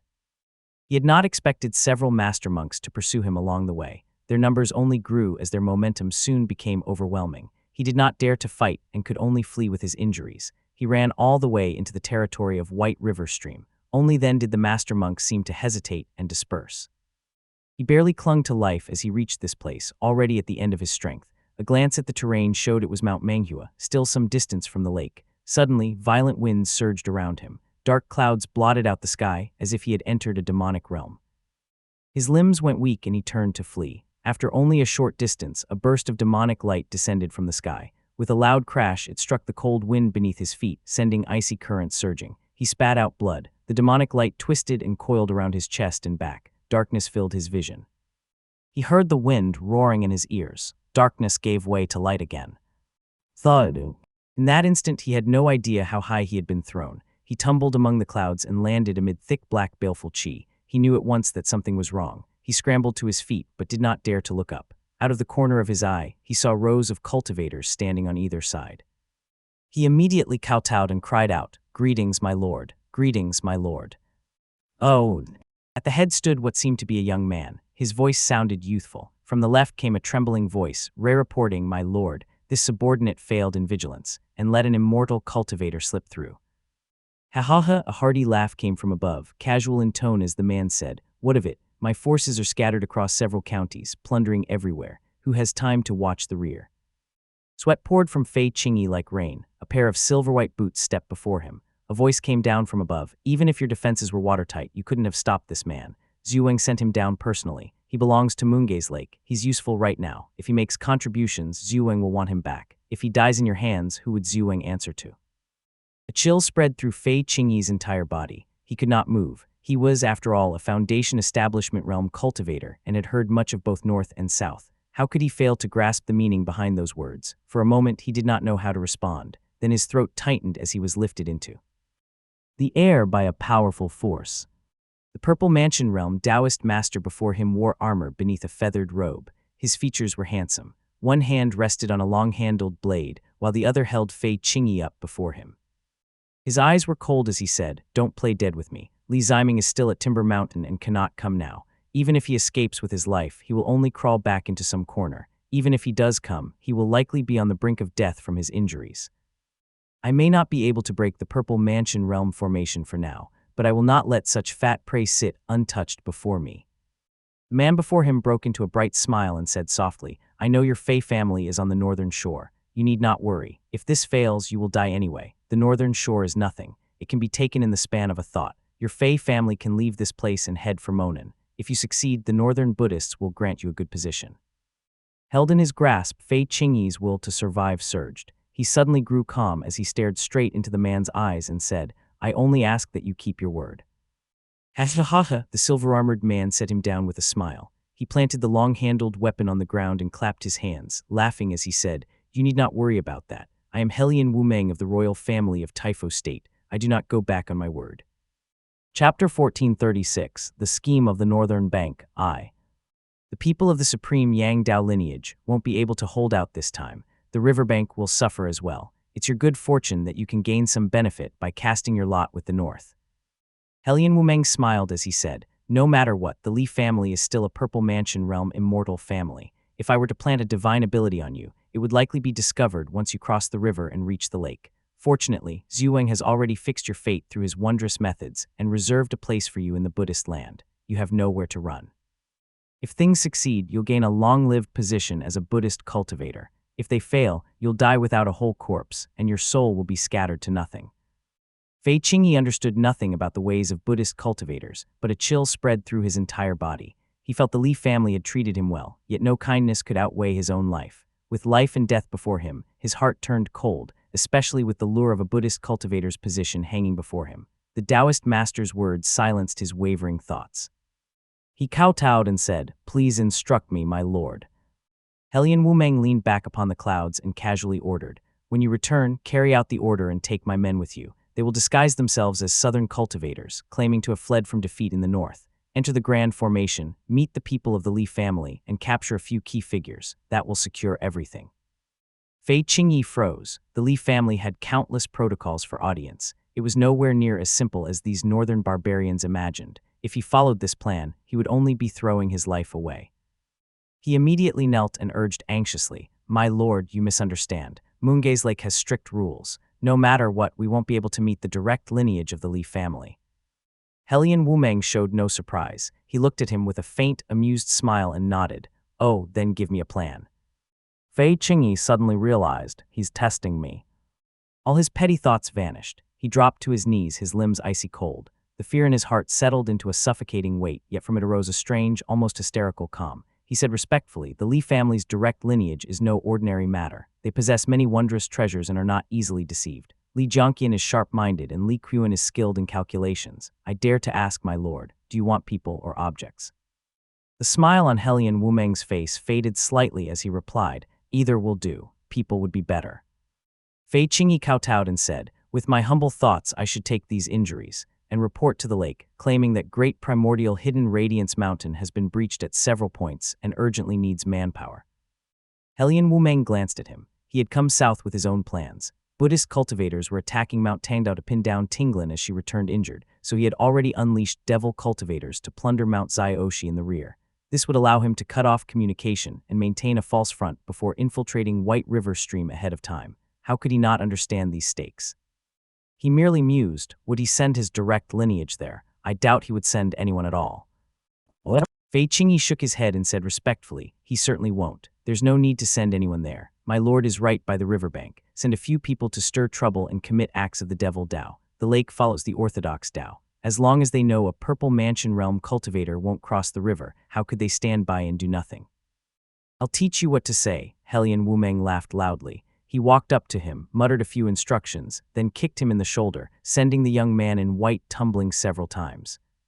He smiled. It is easy for a divine ability to scheme against a Foundation Establishment Realm cultivator, but are you this afraid of death? Fei Qingyi replied, my lord jests. Who is not afraid of death? I may die, but not like this and not at this time. He kowtowed repeatedly. With a casual wave of his hand, Helian Wumeng sent Fei Qingyi off the clouds. As he stood there with his hands behind his back and a faint smile on his face, one of his subordinates quickly asked, my lord, our relations with those Buddhist cultivators have always been poor. How can we let Xueng gain the advantage so easily? Aha, Helian Wumeng shook his head. His eyes flickered toward the formation over the lake as he smiled and said, of course I won't let him have it so easily. That man was indeed taken from the Buddhist cultivators. Perhaps there's a bit of fate involved, but all that talk about positions and dying without a corpse is nonsense. It was only meant to scare him. I still don't fully understand the methods of Buddhist cultivators. How could someone like Fei figure them out? If I had a fate divine ability, there would be no need for such trouble. We should harvest as much blood qi as we can while we head south this time, but we must also act quickly. Once those Taoist masters return in defeat, we will be deep in enemy territory and without support. That will be troublesome. The subordinate nodded repeatedly, full of admiration. Setting that aside, my lord, are you planning to capture those direct descendants to exchange for treasures? If that Taoist master Zheajing really escapes, a Purple Mansion Realm cultivator wouldn't take long to arrive. If we delay too much, it may be too late. Helian Wumeng chuckled and shook his head, saying, what use are Li Jianqian or Li Qian if we can't draw Li Ziming here? As long as he comes, he will have to act to save them. Even if he doesn't, if he tries to force his way into the formation in one go, he cannot be without the wounds from our baleful qi divine ability. That will be easy to sense. He let out a low laugh and said, do you think we came here just to snatch things? If he arrives at the right time, I'll kill him along with them. That would be ideal. If he dares not come, then I will abduct those guest cultivators and direct descendants. It will be easy to exchange people for Purple Mansion Realm resources, spirit embryos, or spirit artifacts. Purple pillars stood tall among pavilions and terraces layered in orderly rows. Morning mist drifted through the air as solemn and noble patterns flowed within the grand formation. Bajai ascended the steps, crossed the palace threshold, and hurriedly bowed to the depths of the hall. The upper hall was dim in tone. The left window was tightly shut, letting in no light, while only a few enchanted lamps flickered. The main seat was empty. A man in golden robes sat to the side, holding a jade slip in one hand while tapping the other lightly. Opposite him sat a woman. The side door to the right was slightly ajar, letting in bright light that fell upon her robes. After bowing in the inner hall, Bajai looked at these two direct descendants of the Moongaze immortal family who now held authority and spoke respectfully. Family head, there is no news from the north. It is said that the region around Mount Zioshi has fallen into chaos. Northern cultivators have already invaded. It is said, many have died, yet no life jade has shattered. For matters at the Purple Mansion realm, life jade is not necessarily reliable. The one beside him was Li Jianglong. He had taken over affairs at the lake from his elder brother some time ago. Now he held the jade slip still, his expression clouded with doubt. With a Purple Mansion realm battle taking place at Mount Zioshi, it is inevitable that many devil cultivators will slip through. There will be even more stragglers around White River Stream. With communication cut off, we may face heavy impact if we still intend to hold White River Stream. On the other side, Li Qian spoke softly. It has only been one day. Li Jianglong understood what she meant. Can Ziyu had broken through to the Purple Mansion realm, and Li Ziming had left seclusion. Li Qian had also soon emerged and gone to Purple Smoke Gate to offer congratulations. Not long after, cultivators Fr.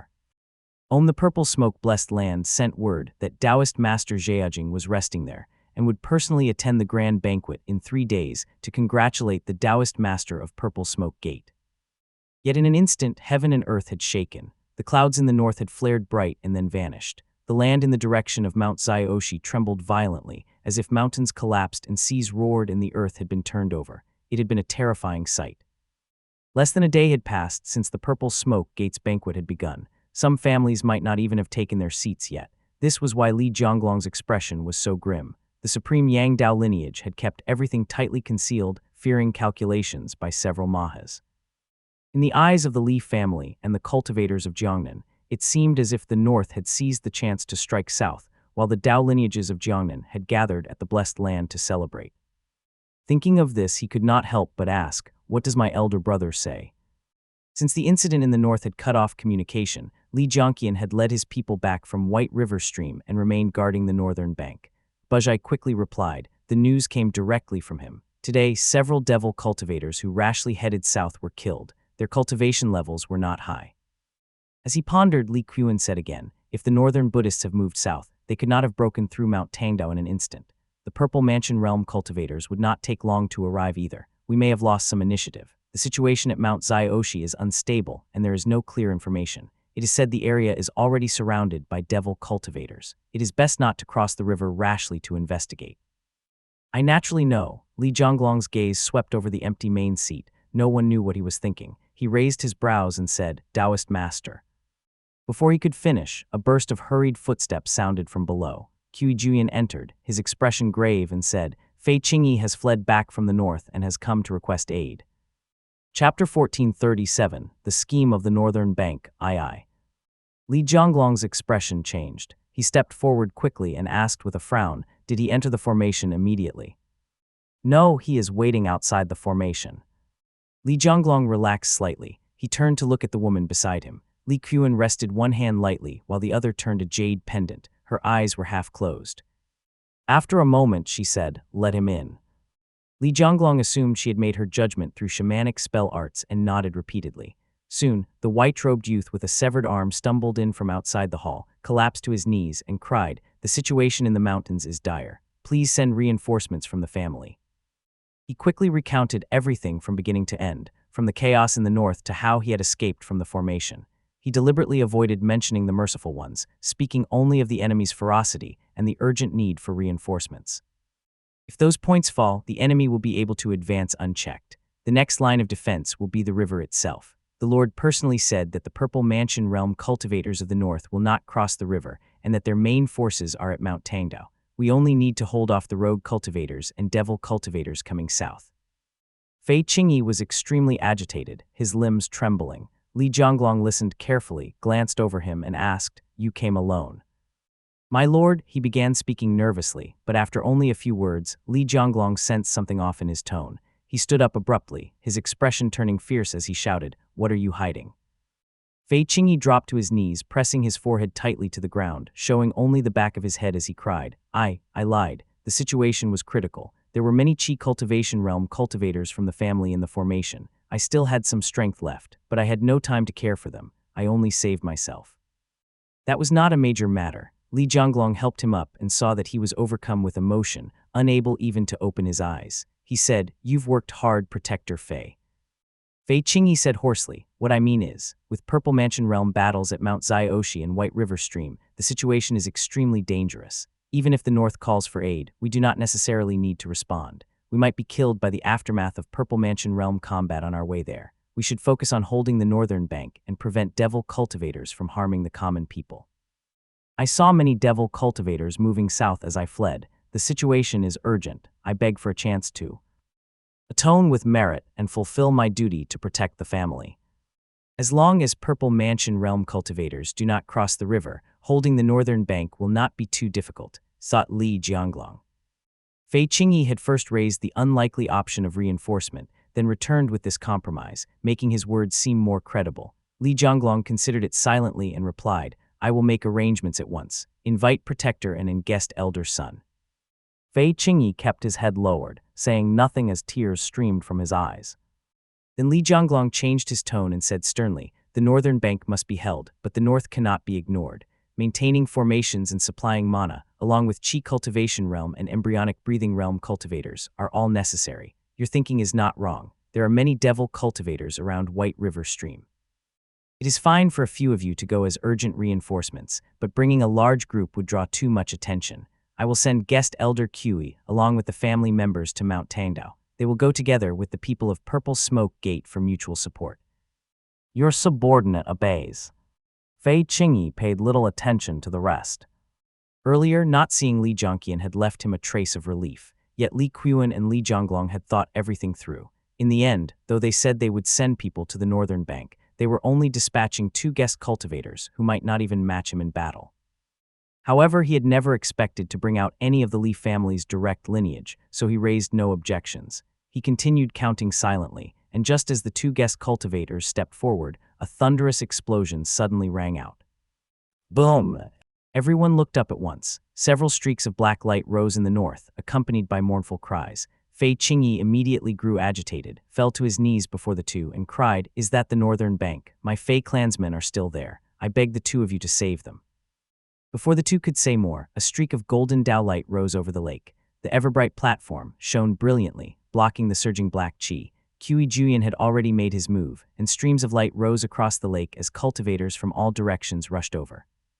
Fei Qingyi seemed to have no time to think. He hurriedly rode the wind out, bringing in Siwei and another with him as they flew outside. Li Jianglong frowned sharply, anger rising on his face. When he turned his head, he saw Li Qiuan's expression was icy cold. The woman shook her head lightly and said quietly, "Let's watch for now." Though Fei Qingyi had spoken earnestly, Li Qiuan had used the immortal mirror to probe him. She found no trace of divine ability or mana on him, nor anything unusual over the lake. Only a few furtive devil cultivators seemed to be lurking around the lake's perimeter. Yet whenever she listened to him speak, she felt an inexplicable unease. For others, such unease might simply be suspicion, but Li Qiuan cultivated divine singular attunement and possessed an instinct to evade death and prolong life. Though that instinct was not identical to unease, one could never rule out danger. This might very well be a matter of life and death. Even if there is no scheme, these devil cultivators may be extremely strong. Rushing out could lead to casualties. We should still observe for a while. We cannot charge in blindly. Li Jianglong agreed at once. He narrowed his eyes as he fell into thought. Li Qiuan spoke again. "We cannot rely solely on his words. Let's wait for your brother. He is on the northern bank and understands the situation better. If he appears in the air, we will decide then." After all, given Li Jianqian's caution, he must have already investigated everything near the riverbank. If anything had suddenly appeared in the north, or if there was something unusual about these devil cultivators, he would know best. The skies above the northern bank had already turned into a chaotic battlefield. Though many Li family cultivators had gone into the mountains, a large number of Foundation Establishment Realm cultivators had remained. Kui Juyan immediately took the lead. Radiant light flashed in his hand as his spell arts ignited, transforming into streams of bright fire that scattered across the sky like talismanic streaks. Boom! The bright fire possessed the power to expel evil and dispel demons. Thus, it blasted apart the patches of black light in an instant. A white ape leaped into the air, while a torrent of black water shot skyward from the other side. Chen Yang had made his own move. There were 4 devil cultivators in the sky, all with formidable cultivation. Yet they grew serious at the sight of Kui Juyan. 2 moved to hold him back, while another rode a surge of black qi, took out a gourd from his robes, and descended toward the ground, tossing a man and a beast to his companion. As he landed, he raised the gourd high and unleashed a violent gale. It was like a giant hand descending from the heavens. All living beings on the ground were reduced to blood essence and sucked into the gourd. Blood splattered everywhere, and screams filled the air. Fei Qingyi was truly enraged. He immediately drew his Dharma artifact and rushed forward to stop him, shouting, "How dare you!" His words were sincere, and his eyes had gone slightly red, and Siwei and the others sighed inwardly and hurried to assist him. The opposing devil cultivator understood his intent and sneered with disdain. "Heh, what are you supposed to be, fellow Taoist Zhao?" At those words, a surge of black qi rose and formed into a sword-wielding youth clad in black armor. He looked imposing, with a profound cultivation. With a single swing of his sword, he forced the 3 of them to retreat. The devil cultivator holding the gourd continued to raise his Dharma artifact high, laughing loudly as he shouted, "Jiangnan is truly prosperous. End this quickly. Grab what we can and leave." The gourd seemed to be a Dharma artifact designed specifically to absorb blood chi. It showed little outward mystery, yet it collected blood chi at astonishing speed. It emitted waves of red light that swept through the town, stripping rooftops and falling upon mortals, draining their bones and marrow before returning to the gourd. Only Chi Cultivation Realm cultivators had managed to arrive in time. They dared not approach and could only cast spells from afar to block the red light. The devil cultivator grew angry at once, drew his sword, and cursed, "These ants dare to block my path." The screams below shook the heavens, yet the black-armored youth with the sword was incredibly strong, fighting 3 opponents alone without falling behind. Occasionally he showed flaws, as if his sword art was of too low a grade and could not fully support his strength. Fei Qingyi knew the man before him was acting, yet many members of the Fei family had now been absorbed into that gourd. His eyes turned red, and sorrow filled his heart. "What can I do? I can barely preserve my own life. Forget it. Those closest to me are in the mountains. Let it be." The moment this Zhao devil cultivator appeared, Qi Juyan's expression shifted slightly, a trace of suspicion emerging in his heart. Such profound cultivation and such powerful spell arts. Though his Dharma artifact and armor appear ordinary, is he truly a rogue cultivator?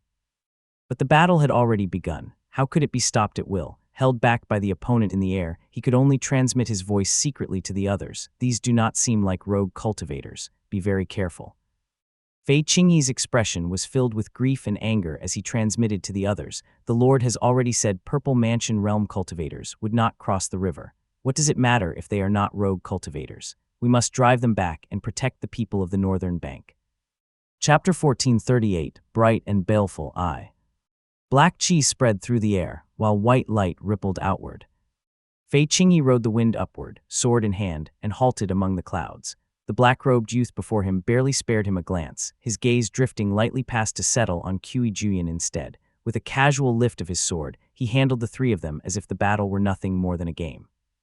This was not particularly unusual. From the lake to Mount Tangdao, whether it was cultivators from the Purple Smoke Gate or the Great Ziyuqi Temple, all looked down on him.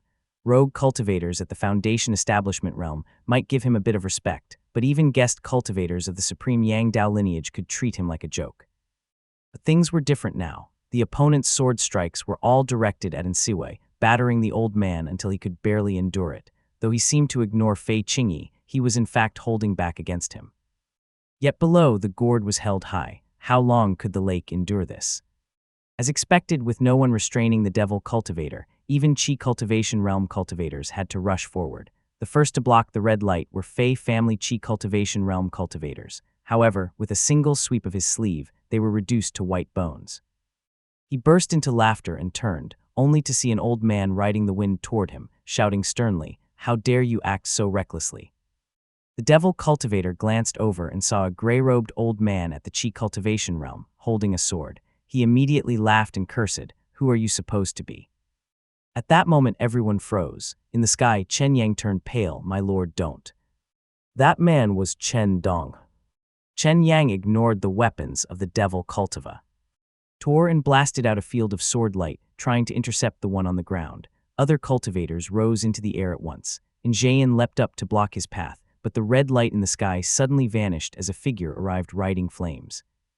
The man wore a smile, holding a golden hammer, stepping upon blazing apricot-colored flames. Who else could it be but Li Jianqian?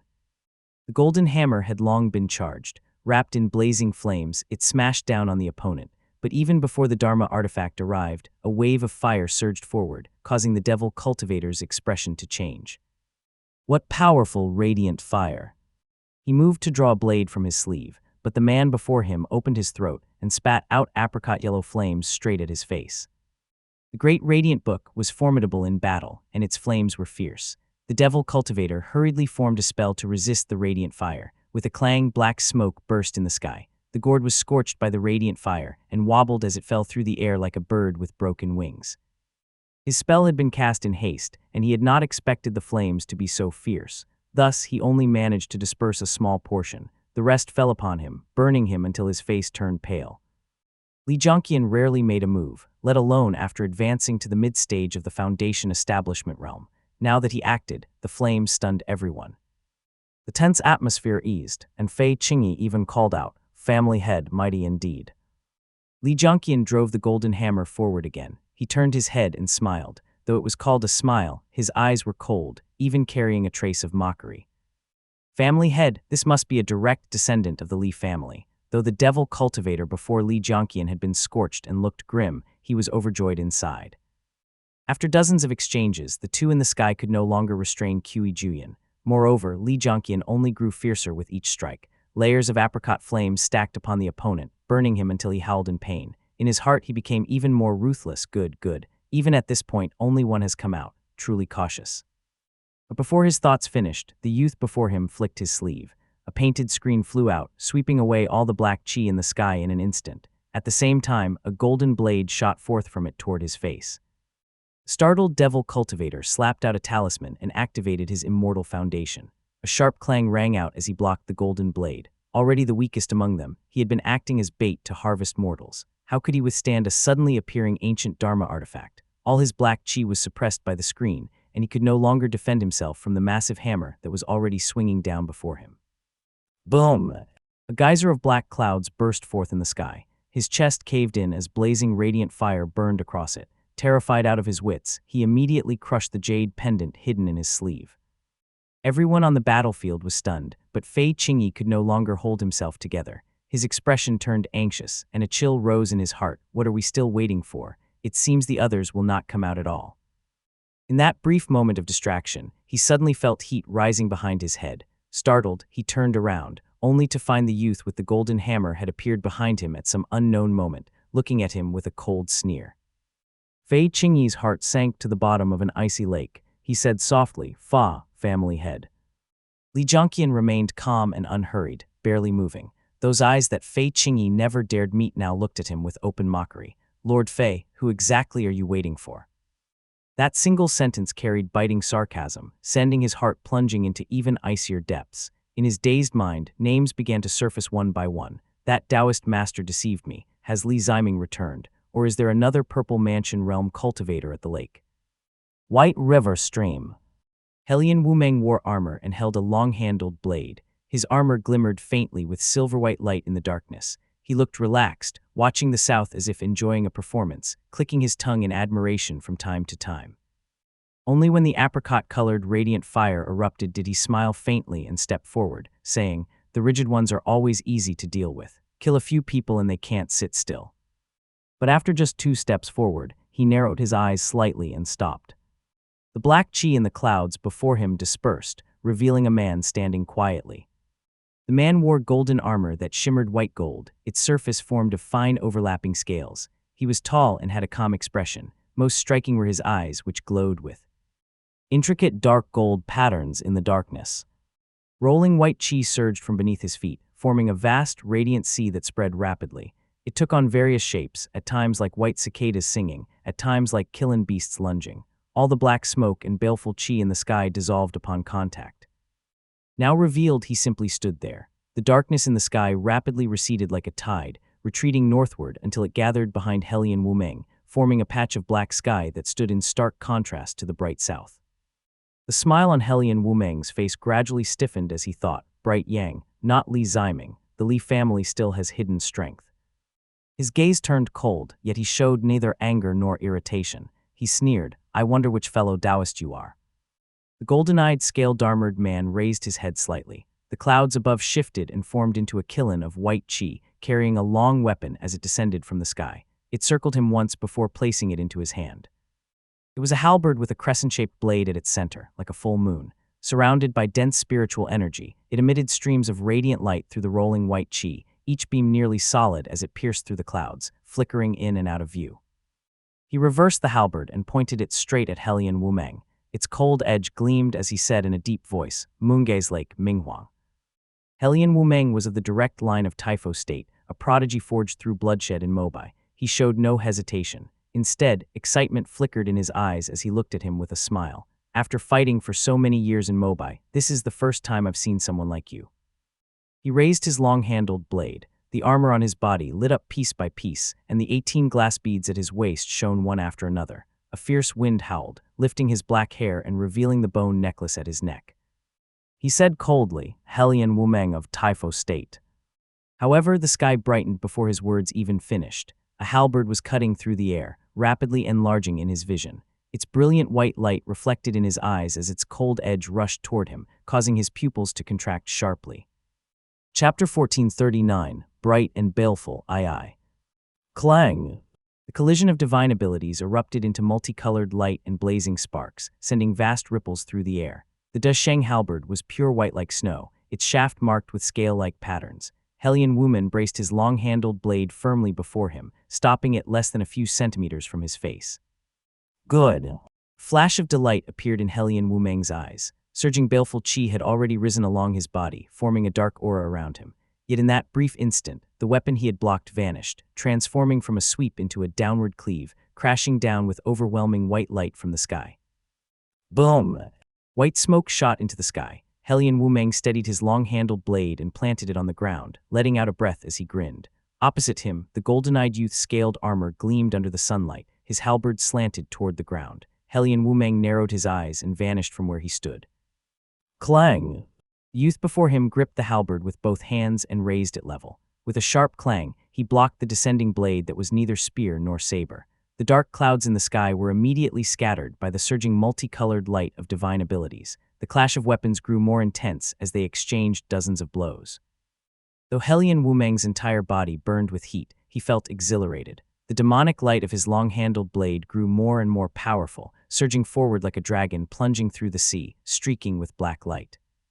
Li Xiaowei withdrew his halberd, reversed its shaft, and slipped past to the side. The scales of his armor rose one by one under the glow of baleful chi, emitting a sharp humming sound. Clang! The halberd flicked and struck, its crescent branch hooked onto the long-handled blade with a light tap like a dragonfly touching water. The main body evaded, but the clash of divine abilities transmitted into the man's hands like a collapsing mountain and roaring sea, forcing him to release his spirit artifact with a grin as it deflected. Thick white smoke surged into the sky. The spirit artifact vanished abruptly, followed by the arrogant laughter of the northern man. Good among you southerners, only the sword has merit, the rest lack refinement. Rare to meet someone so open and forceful, a true match for me. Let us fight. Baleful chi swelled upward along his armor. 2 vertical slits appeared on his cheeks, each opening into an eye filled with blood-red light. In an instant, he transformed into a war general from the depths of hell. He reached into the void to seize the returning long-handled blade and charged forward as a streak of baleful light. On the other side, Li Xiaowei rose on golden light. His divine ability quickly enveloped the Dharma artifact in his hand again. With a glance, he saw the crescent branch of the halberd trembling as if struck by lightning. It was emitting a low hum and already showing slight damage. Dasheng was, after all, only an ancient Dharma artifact. Even with a divine ability protecting it at every moment, how could it compare to a true spirit artifact? Whoosh! A gale rushed toward him as the opponent charged forward on the wind, dragging a sea of baleful chi with him. Li Xiaowei's eyes half closed, and the center of his eyebrows lit up. A beam of light burst forth, piercing through the sea of baleful energy, freezing the clouds in the sky and dispersing the black chi. Heavenly Radiance, Hidden Light. Li Ziming had only begun cultivating Heavenly Radiance, Hidden Light, after reaching the level of divine ability, but Li Xiaowei had practiced it for over 20 years. At the same time, brilliant light burst from his juke court, and a point of golden radiance emerged. A purple mansion realm's supreme Yang spirit item, Hidden Plunder Gold. Dense golden light pierced through the clouds as Hellion Wumeng's face turned cold. The baleful glow around his body seemed to condense into droplets. He pointed his long-handled blade forward and collided head-on with the incoming light. Boom! Rolling white light surged into the sky in an instant, turning the dim evening into something like the glow of dawn. The long-handled blade froze momentarily within the golden light, trembling slightly as if struck by a chill. The halberd suddenly shot forth from the great void. Clang! The crescent branch radiated dazzling white light as it firmly hooked onto the shaft of the blade. Sparks burst with a piercing sound, and a tremendous force surged forth. Bold, you dare try to seize my weapon. Hellion Wumeng came from a notable lineage and had heard of Li Ziming's divine abilities. How could he not know that Bright Yang specialized in suppression? How could he let go? Yet before he could react, the golden-eyed man released his grip first, sending a strike of heavenly light infused with divine ability straight at his face. His opponent had fought his way out of mountains of corpses and seas of blood, but Li Xiaowei had spent years in battle and guarded the Miffin border for a decade. His combat experience was no less. Since his Dharma artifact could not match the opponent's, he would simply trade his weakness for the opponent's strength. Hellion Wumeng sneered inwardly. The two eyes on his cheeks rolled and transformed into two clusters of red light before him, causing the opponent's divine ability to sink as if into a swamp. His long-handled blade immediately shifted, trying to twist free and return. "You want to trade against my strength. I won't even return your weapon to you." A trace of appreciation flickered through Hellion Wumeng's eyes. Surging black flames erupted from Li Xiaowei's body, and 4 additional slender arms burst forth from his Dharma body, shimmering in gold and white, each holding an object. The upper left arm held a pure white ivory fan that unleashed blazing, boundless essence fire. Below it was a small flag painted with flying birds, releasing 5 surging streams of radiant fire. The upper right arm held a white jade mountain with circling cranes, and the lower right grasped an overwhelmingly powerful halberd of roaring black flames. All 4 erupted in brilliance and descended toward Hellion Wumeng at once. The armor cycles, soul-refining halberd art. Yet that was far from all. Behind the man clad in white gold-scaled armor, a magnificent heavenly gate rose through the clouds, reaching into the endless sky. Dragon birds circled around it, and the 2 white pillars of the gate had already aligned, ready to descend and suppress everything in an instant. But Hellion Wumeng's gaze remained fixed on the surging black flames. The exhilaration of battle was quickly doused as his pupils suddenly contracted. Boundless essence, Great Liang, the Chuoba family. But his hesitation lasted only an instant. He refused to release the spirit artifact in his hand and lifted the long-handled blade slightly, its tail crossing before his chest. Vast baleful chi surged out from within him, as if the gates of hell had been thrown open, releasing endless torrents of demonic energy and baleful force. Thousandfold Body. Chapter 1440, Scar Eye. With his divine ability in motion, Hellion Wumeng instantly dissolved into surging black baleful energy, shifting unevenly between baleful chi and baleful light as it rose and danced to meet the descending radiance. 5 kinds of radiant fire mixed with the boundless chi flames released by the white abundance fan and scattered downward in a drift. Ting cascade, they clashed with the rolling baleful chi, erupting into red and black light. As the 2 fires parted, they revealed a white jade mountain descending from the sky. Clang! The butt of the long-handled blade rose lightly before his chest and braced itself against the descending jade mountain. At the same time, another hand shot out from the baleful chi, seizing the pitch-black halberd that thrust coldly out of the flames. Bang! A burst of sparks exploded as his hand locked firmly around the shaft of the halberd. Thick black smoke rose with the sparks, accompanied by a grating, teeth-aching screech. Li Xiaowei's the armor cycle soul-refining halberd art was indeed formidable, but the weapon in his hand was only an ancient Dharma artifact. It was far from ideal in the hands of a purple mansion realm cultivator. The 5 kinds of radiant fire fused with profound chi could scorch his opponent's body, yet the Jade Smoke Mountain, once wielded by the Yu family, who dominated the lake, had been casually blocked by the tail of a spirit artifact. Without the support of a divine ability, it would not even have been able to strike the opponent. Only the surging black flame halberd had forced its way into the baleful chi, compelling Hellion Wumeng to grab it. It burned his palm until black smoke rose, making it the only spell art capable of inflicting real damage. But then the heaven-venerating gate in the sky arrived. Hellion Wumeng had been watching for this moment. He had taken so many attacks in his mist form precisely to free his hands for this opportunity. At this moment, he raised 2 fingers before his chest, and the 18 glazed beads at his waist vanished instantly. Buzz! The glazed beads resonated with one another, releasing a vast supreme yin radiance that formed a white jade disk in the air, firmly catching the heaven-venerating gate divine ability. Supreme yin and bright yang energies collided, boiling and bursting with waves of light. These 18 glazed beads were known as the Western Subjugation Glazed Stars, Hellion Wumeng's trump card, which he had withheld for this very moment. It was not that he feared Li Xiao's divine ability. The setting was simply unfavorable. If this had been at sea or in the north, he would have tested its power without hesitation. Though he was eager to experience it, he had not lost his reason. He was deep in enemy territory. How could he allow himself to be suppressed so easily? But the moment he released his treasure, the situation changed abruptly. The 4 arms behind the opponent had only served as a distraction. The golden-eyed youth in the sky had already withdrawn his true body, gripping Da Sheng in one hand as golden light flared in his eyes. His other hand plunged into the baleful chi and seized Hellion Wumeng's neck from within the intangible haze. Hellion Wumeng cultivated the baleful essence, body divine ability, allowing him to gather and disperse at will. Unless the opponent possessed a fate divine ability, it was extremely difficult to locate his true body within the baleful chi. Normally, one would have to force him out with techniques. How could someone drag him out directly from within the baleful chi?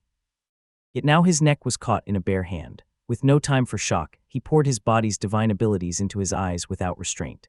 The 18 glazed beads in the sky dimmed, and his eyes turned blood-red as surging demonic chi rose, forming a violent demonic radiance to drive the opponent back. However, the youth's golden eyes blazed, the heavenly gate above vanished, and light rose from the center of his brows as well. Boom! Blood-red demonic radiance and the heavenly radiance, hidden light formed tangible beams in the sky and clashed. Crimson flooded the entire sky as a surge of red light spread from Hellion Wumeng.